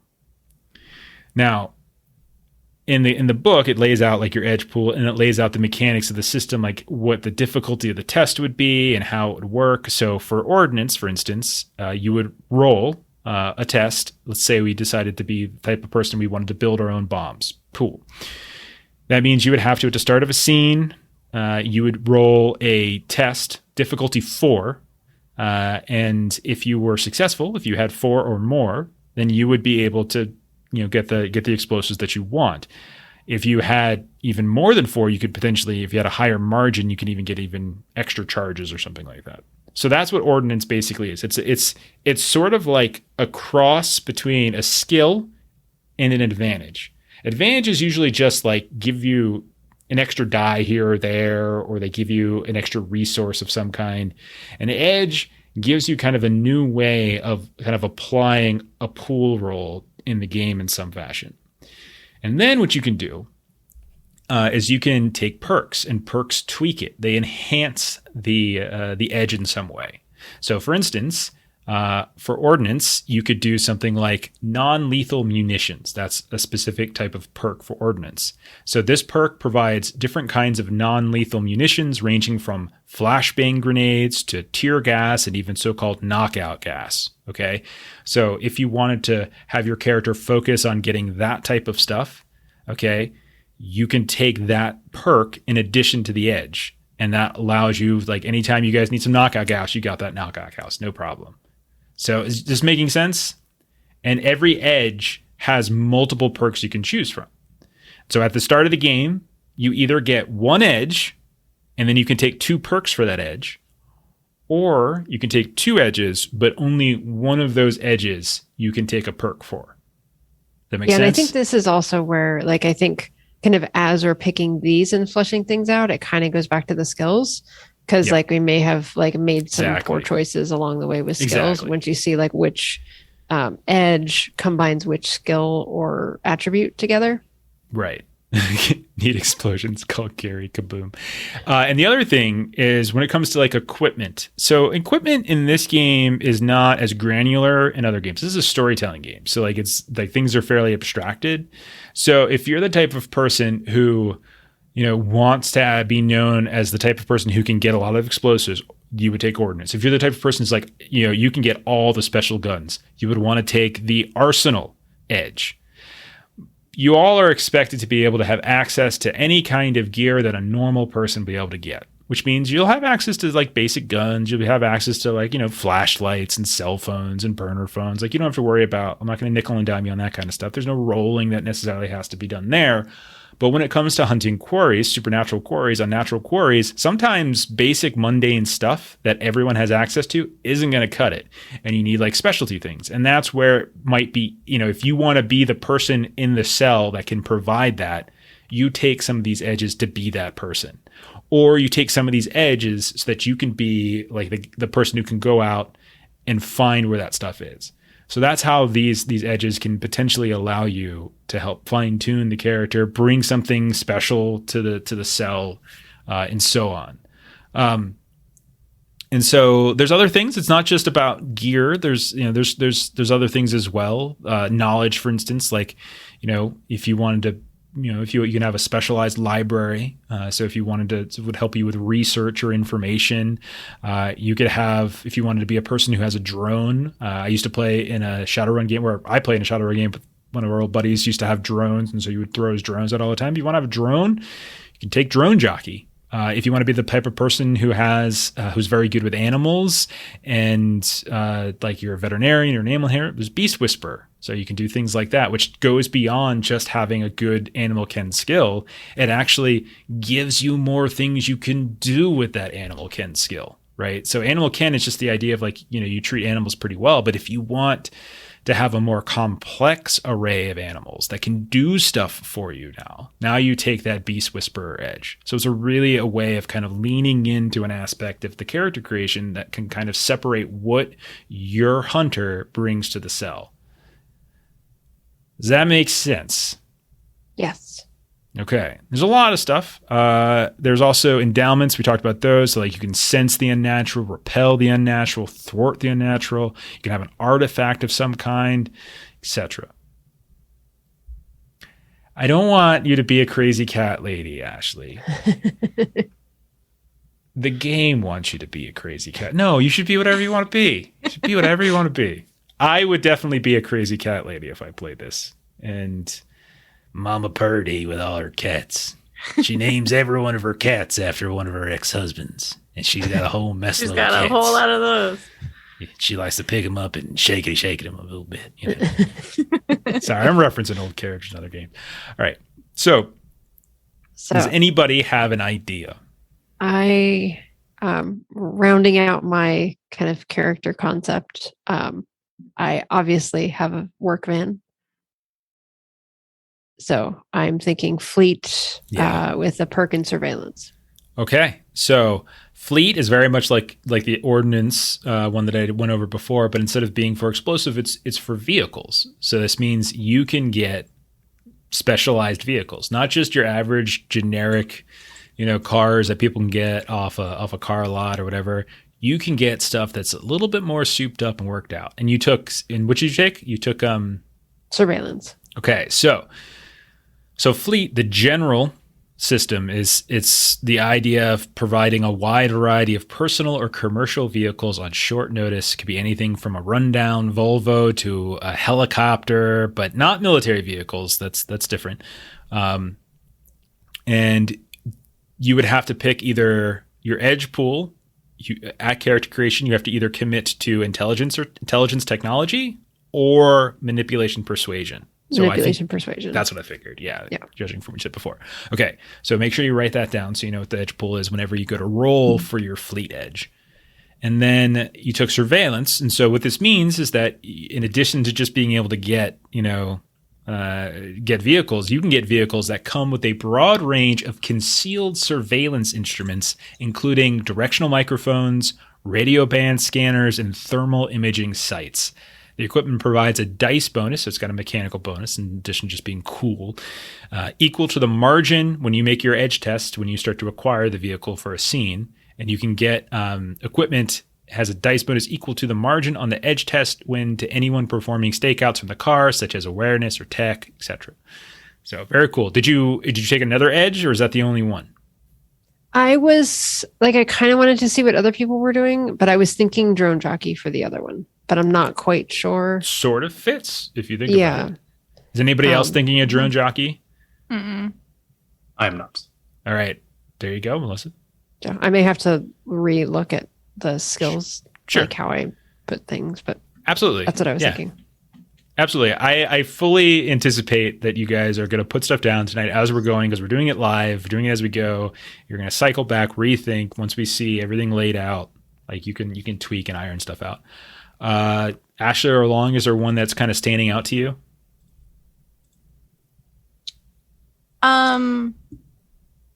Artifact with the shield perk is kind of sticking out to me. Yeah, artifact is one of the endowment types. So some rare hunters possess a tool that for some reason, it could be scientific, it could be supernatural, it could be spiritual, whatever, you get to define that, has properties that elevate it beyond items of similar ilk. Often, these are items from folklore or legend, inherited from generation to generation, or unearthed through sheer accident. Sometimes they're even constructed by the hunter themselves, employing forbidden knowledge or one-of-a-kind components that resist replication, etc., etc. There's a couple of examples as well. And you said... Welcome, Raiders. Murder Hobos and Chocobros, thank you for the raid. I forever love saying your channel name. It's so good.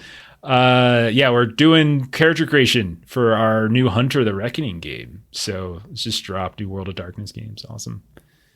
I did see, we saw it. You're all good, Murder. Ashley, what would you say was you said shield? Yeah. So you want a special artifact that you get to define what it is, how you got it, there's a cool story from it, all that kind of stuff. But the shield benefit is that it protects you. It shields the hunter from harm by supernatural forces. So while it's in your person and physical damage has been sustained from supernatural sources, it's halved, which is pretty cool. So it's not like it doesn't protect you from all damage, but it definitely makes you a little bit more durable, which is really, really nice. Very cool. Do you have an idea of what the artifact might be or look like? Again, not holding you to anything. Like a first thought. What's coming to mind is a crazy crystal lady. Okay. So Sedona's right up the way. Get that vortex is going. Yeah, for sure. Right on. Yeah. Melissa and I just had our anniversary the other day, and I got her a citrine crystal thingy from a crystal lady. I love Wonderful. She was a very nice woman. She was awesome. Absolutely I've got my own crystals, so I'm not saying I'm not a crazy. We even got the crystals to recharge and everything. Yeah, to recharge the citrine. It's very cool. Okay. Long, do you have one that's standing out to you? Yeah, I'm looking in our library here.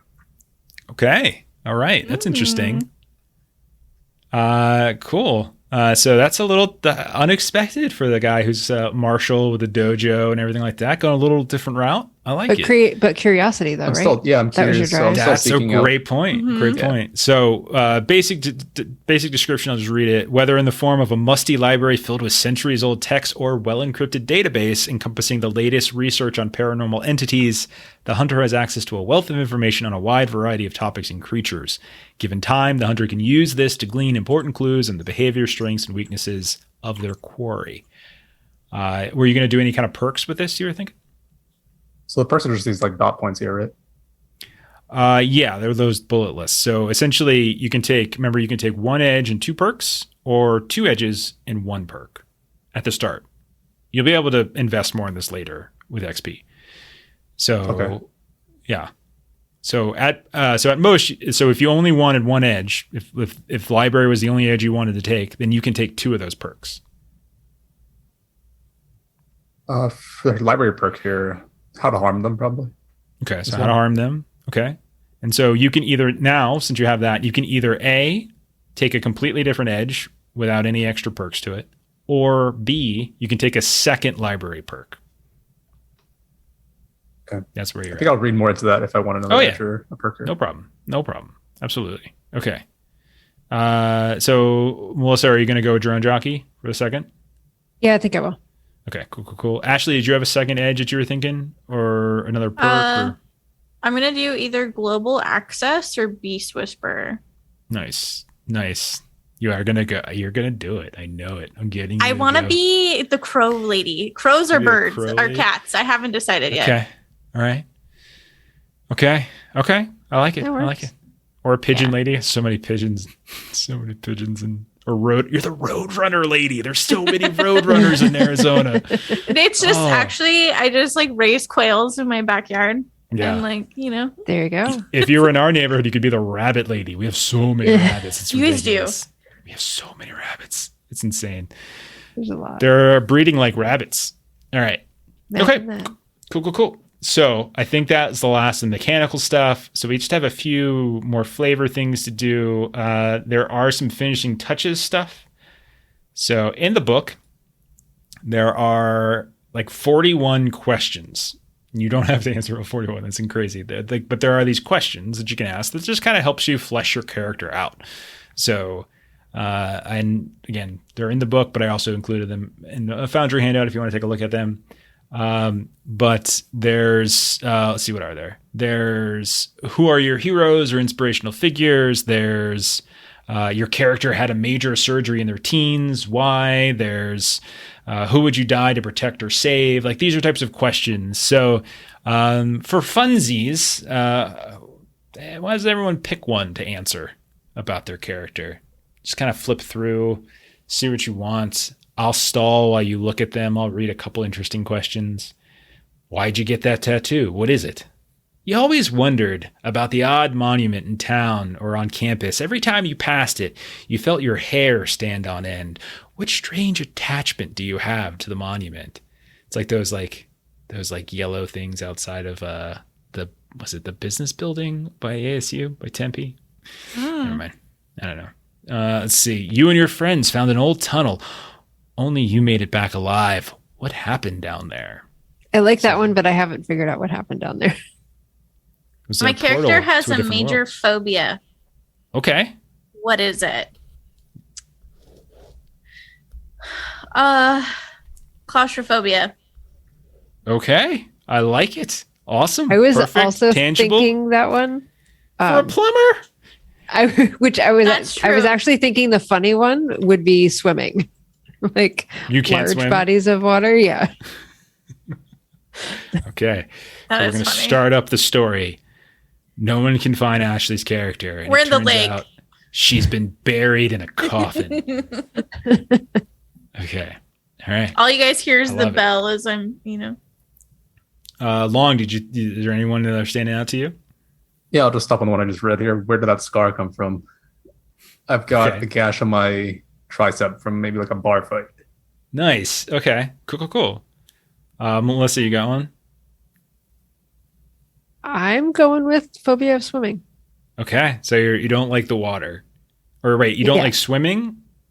Like large bodies of water. Like obviously I manage water all day with like Okay. plumbing, but Okay. like You're afraid of swimming. You're afraid of swimming. Okay. Yep. All right. Okay. And I'm also Understood. going to go with the old tunnel thing, and I'm trying to figure out what happened. But I'm the only one that Okay. made it back alive when me and friends found an old tunnel. There were what are those called? Voracious flesh-eating plants that pop out of the pipes in Super Mario Bros. Hates Michael Phelps. Oh god. Okay.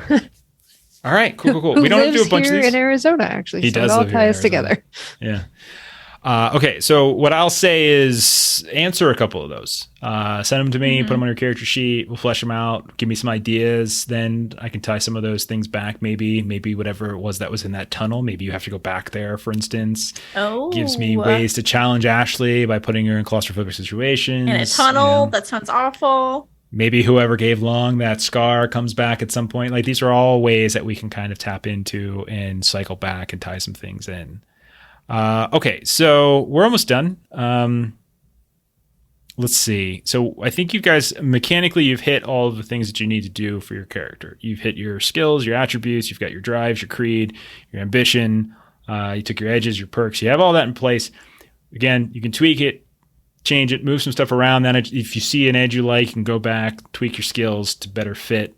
That's totally fine. Just make sure you align with the attribute array. Make sure you align with one of the 3 different skill arrays that you have to do for distribution. Just make sure you just follow the character creation document, that you're not tapping into too much or shortchanging yourself somewhere else when you make those changes. So there's a couple small things that I wanted to do as well on the relationship map. So if you want to pull up that, we're not going to go through the whole relationship map, but we're going to do a couple things. And fortunately, we've already done some of this. So like we said before, the relationship map is basically like a mind map or conspiracy wall. Think of it like those terms. And it's where we're going to be able to, and it's going to evolve over the course of the play. We're going to add more stuff. We're going to tweak more stuff. There's a lot of things that we're going to potentially do throughout the course of play. So we've added our touchstones, and if you all decide to have a third, make sure you add it, that kind of thing. Now, you guys need to have a turning point.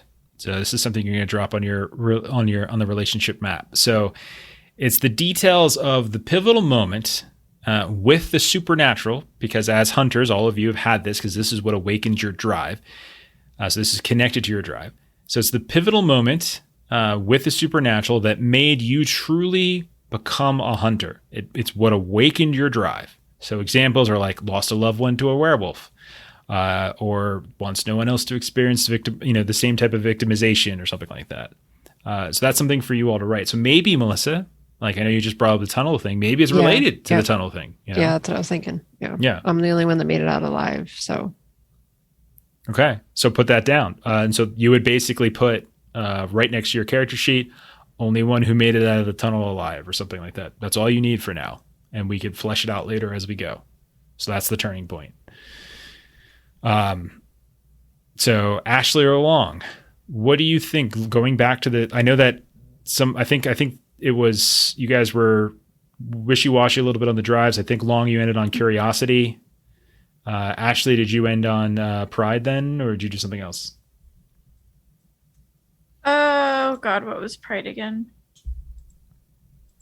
I didn't go back. I am gonna do underground though. Yeah, underground is your creed. So that's how you hunt, and then drive is why. And this is what ties into that turning point that we're putting down. So pride is the world belongs to humans, not to the supernatural. Curiosity is what you monsters do. I'll probably do pride. Okay. Yeah. All right. So basically the turning point, a simple phrase to start, and we can elaborate on it as the game progresses, much like Melissa just did with only one who got out of the tunnel alive. What is tied to your drive? So think about it again. It should be tied to your drive in some particular way. So Melissa, yours sort of works. I guess it doesn't, because mine is greed. Yeah. So iterate on it. You could still probably make it work, but it's a way of sort of, what does that have to do with your greediness? Something like that. Maybe maybe you were sent in to do a job or something like that, and now you don't want to. You want more money, so you never have to like slum it like that again, or put yourself in that type of danger or whatever it might be. How does that sound? So Yeah, I could have like in the course of like doing a job or something, I could have like stumbled across kind of the riches or something, and there's more out there. Sure. Ashley, you're going to say something. mine would probably be then I lost someone close to me to a supernatural force. Sure. Because then that makes sense. Because then I'm like, cool. yeah. Any idea on who that person might have been? Doesn't have to be specific, but were we talking like a family member, a friend, a spouse, a sibling, something like that? Probably like a friend. Okay, just a friend. Okay. Like right. my best friend from childhood or something, like my developing years. Sure.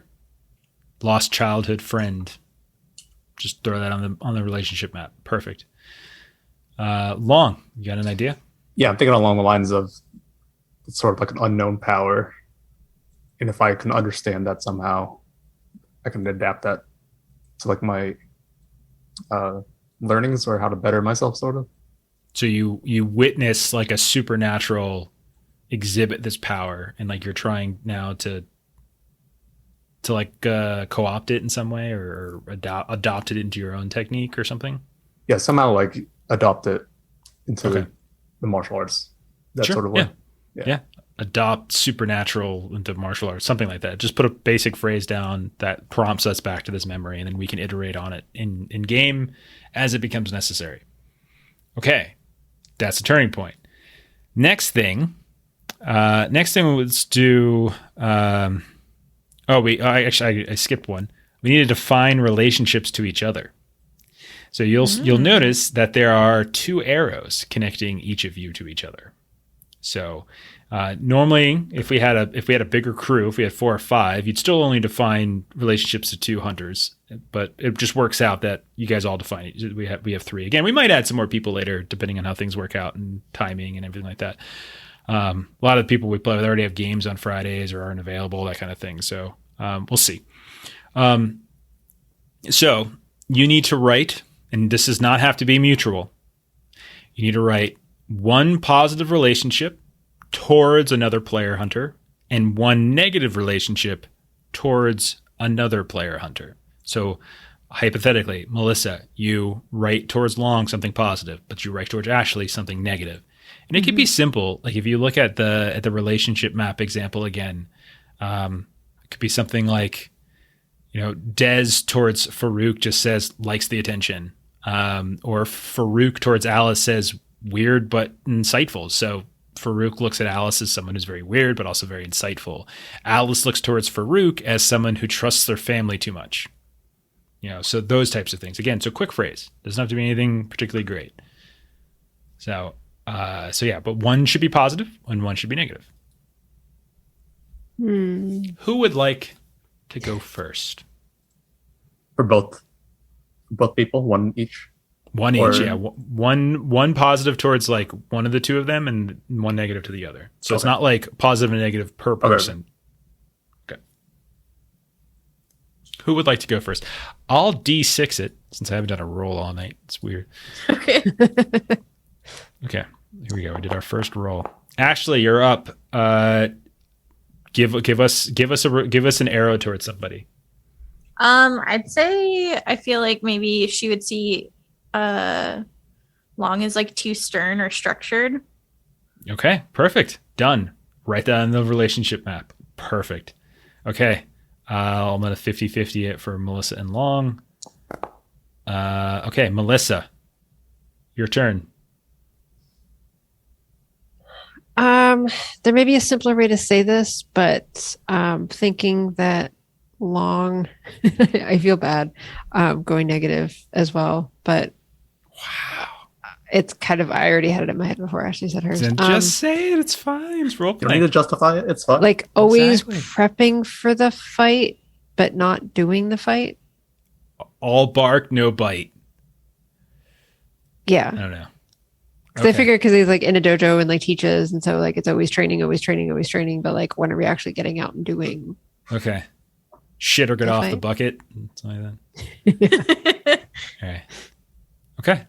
Something like that. Over prep, under deliver. Yeah. Okay. Any of those. Yeah. Any of those. Write it categories. down. I'm running a stream, Melissa. You could use the tools. Long, your turn. Towards Ashley, I'll do admires her maybe intelligence. Okay. Admires Ashley's intelligence. Wow. Despite her saying awful things about you. I like that you I stay wouldn't say positive. it's like awful. It was pretty awful. I don't pretty, know it's how. Just think of it. I'm pretty hippie, and Okay. and he's very structured. You know. Melissa, the dice say you have to go again. Oh no. How do you look towards Ashley? Still trying 5 seconds, 4 seconds, 3. No, I'm just kidding. to. Not that it's your turn. It is your turn. It is my turn. So something positive. So run me through. So you are underground. Yeah. So Faith, I'm very. faithful, I think. Right? You went faithful? No, I went pride. Underground. Underground. I'm sorry. Yeah, you went underground. That's Yeah. right. Underground, pride. So I thought my you said you ambition switched it. is That's why. My bad. my ambition is to make the neighborhood safe. My concept is I've seen some shit. Mhm. I've got a thing in animals. I like my points are kind of all over the place, but mental, social kind of, with a bit of physical. I'm like thinking I'm very hippie is what I'm looking Okay. towards. Hey, man, there's a lot of those people out here. So I'll say like the thing that I admire is Peyote like lover. you like because I am like my character is definitely all about the like talking to people and kind of doing all that kind of stuff, which means there's a lot of like worrying about what people think. So I feel like what my character would like about Ashley's character is that like she's just herself. Like she's not like worried about what people think about her. Like she's just like genuine and herself. Just put genuine, or what you see is what you get, or something like that, which is funny because her subterfuge is her underground is all about subterfuge and guile. But yeah, genuine. Okay. All right. Next up, I like this roll on the spot thing. Long, it's you. How do you look towards Melissa? Oh, I have a negative towards her. Okay. Yeah, it's gotta be negative.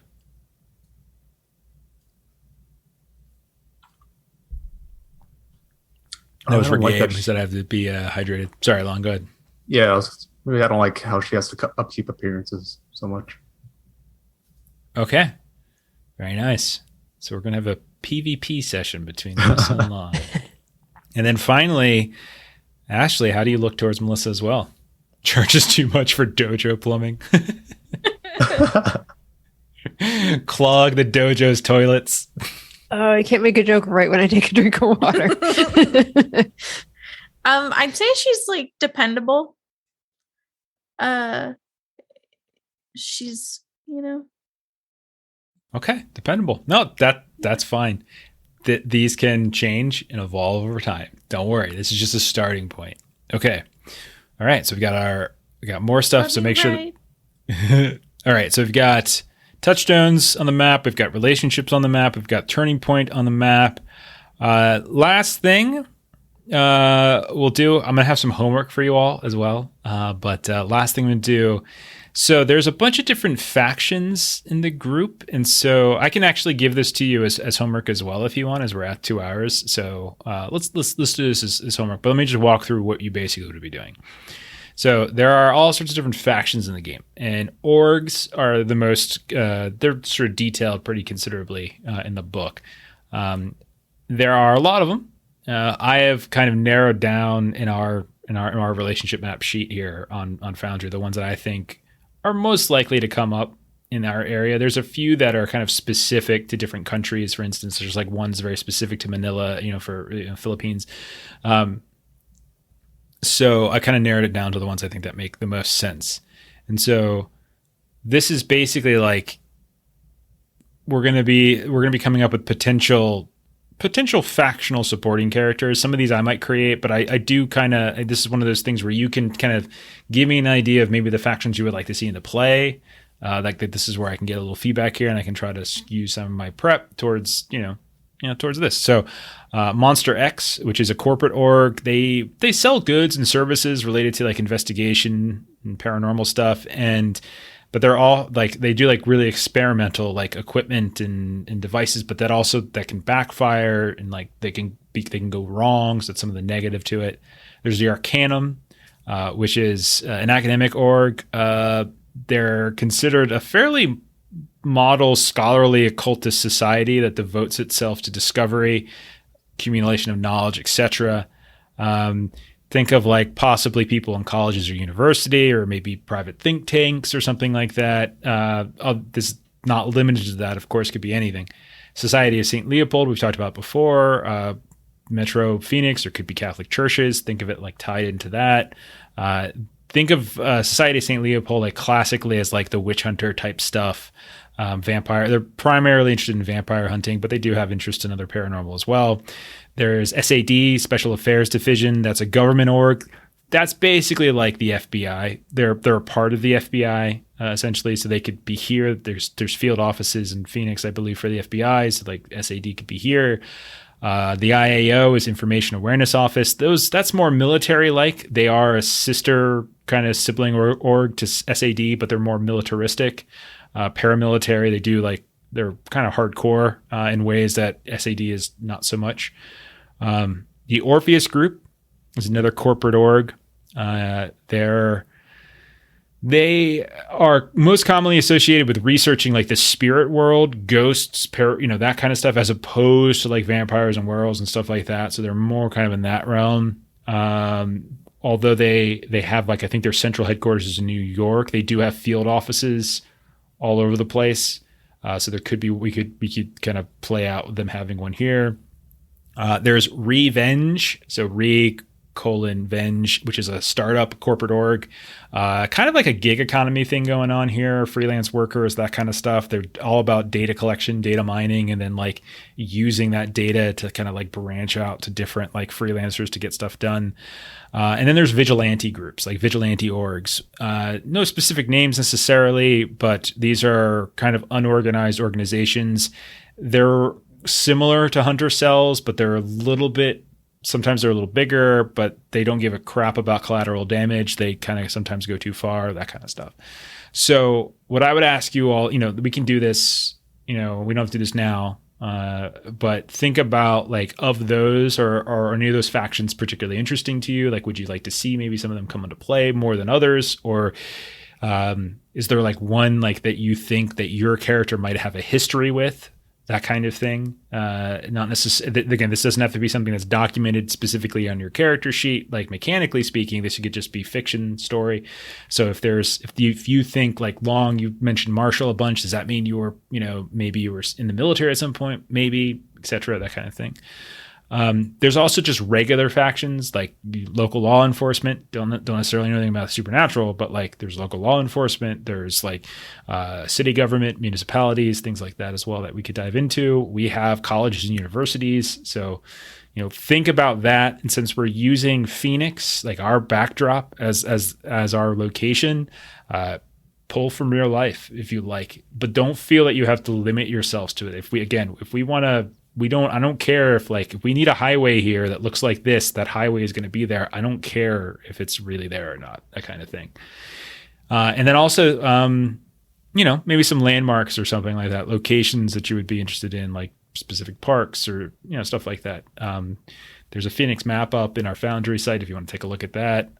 But you're not required, again, to sort of stick with that specifically, but we'll start that that as our kind of basic map, but we'll branch out from there, and we'll probably put some like pinpoint dots here and there of locations we can go to. So that's your homework. Think of what factions you would like to see in a play, or how have your hunters possibly interacted with one or two of these orgs in the past. Are there specific like landmarks of interest or something like that? Anything like that might work. I like the thought of the vigilante groups. Cool.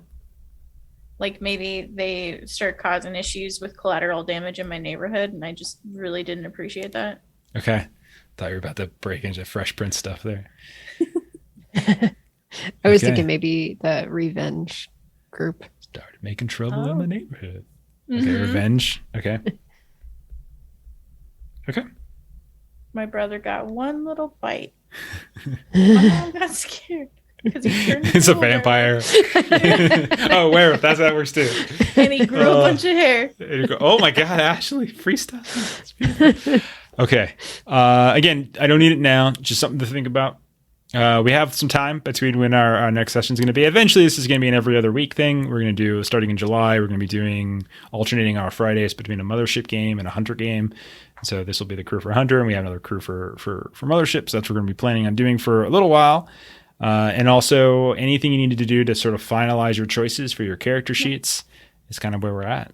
So I think that's it for, unless there's any lingering questions that you have that we want to put on air. If there's anything that you don't think needs to go on air, we can do it off air or whatever.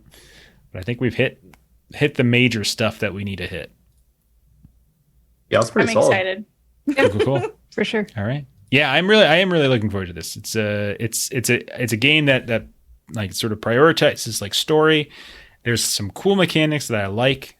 Similar, like, because we love Delta Green when we played it. One of the things we really liked about Delta Green is the idea of just like sometimes you don't even have to roll. You're just so good at it, you don't have to roll. There's something very similar to that in here, like automatic successes. There's like I think a take half, so it's sort of like a Pathfinder take 20, take 10, that type of thing. That mechanic is sort of in here too. Lots of little cool things like that. From the storyteller perspective, there are some really nice shorthand ways to like assign difficulties. Or to just like assume difficulty so that if I don't feel like rolling a lot of dice, I can just like have a system for how I can assume it. So like lots of cool little things to kind of make it sort of speed up. So we can kind of pick and choose. Yeah. In certain scenes, like how granular we want to get with dice rolling, how much do we want to just sort of let it fly and just do our thing. So I think there's a lot of cool stuff. So I'm very excited. It's the first time we've ever gotten to play a World of Darkness type game. And Ashley and I have designs down the road of maybe doing some vampire, but baby steps. It's very intimidating. It's very intimidating. Very intimidated. Okay. So that's it for us. Thank you for everybody who hung out tonight. We had a pretty good crowd tonight. Very talkative for a while. Tons of good ideas that we took down and we're going to add in one way or the other. Thank you to Murder Hobos and Chocobos for God, I love it. I just can't get through your name of that Choco. It's so good. It's such a good name. Thank you for the raid, I should say. Yeah, we'll be back next week, next Friday. But we'll be starting our Mothership game. So we're gonna be getting into an alternating thing, Mothership Hunter. Tomorrow we're gonna be doing some One Ring Second Edition. So Saturday is our One Ring game. You can also catch me tomorrow night on Grim and Perilous Plays, different Twitch channel of our friends. We're playing Heart over there. And Sunday night, I'm over on Steam Steel and Murder playing some Shadowrun. And Monday we'll be back here as well, playing Holler for Savage Worlds. I'm in a lot of games. I'm very exhausted come Tuesday, but they're games. It's fun, so that's pretty cool. So we're gonna raid our friends to see who's up. Defenders are up. Let's do it. So we're going to raid them. Thanks for everyone hanging out. Follow the raid when it pops up. We'll see you next time. It was a lot of fun. Goodbye. Bye-bye. Bye.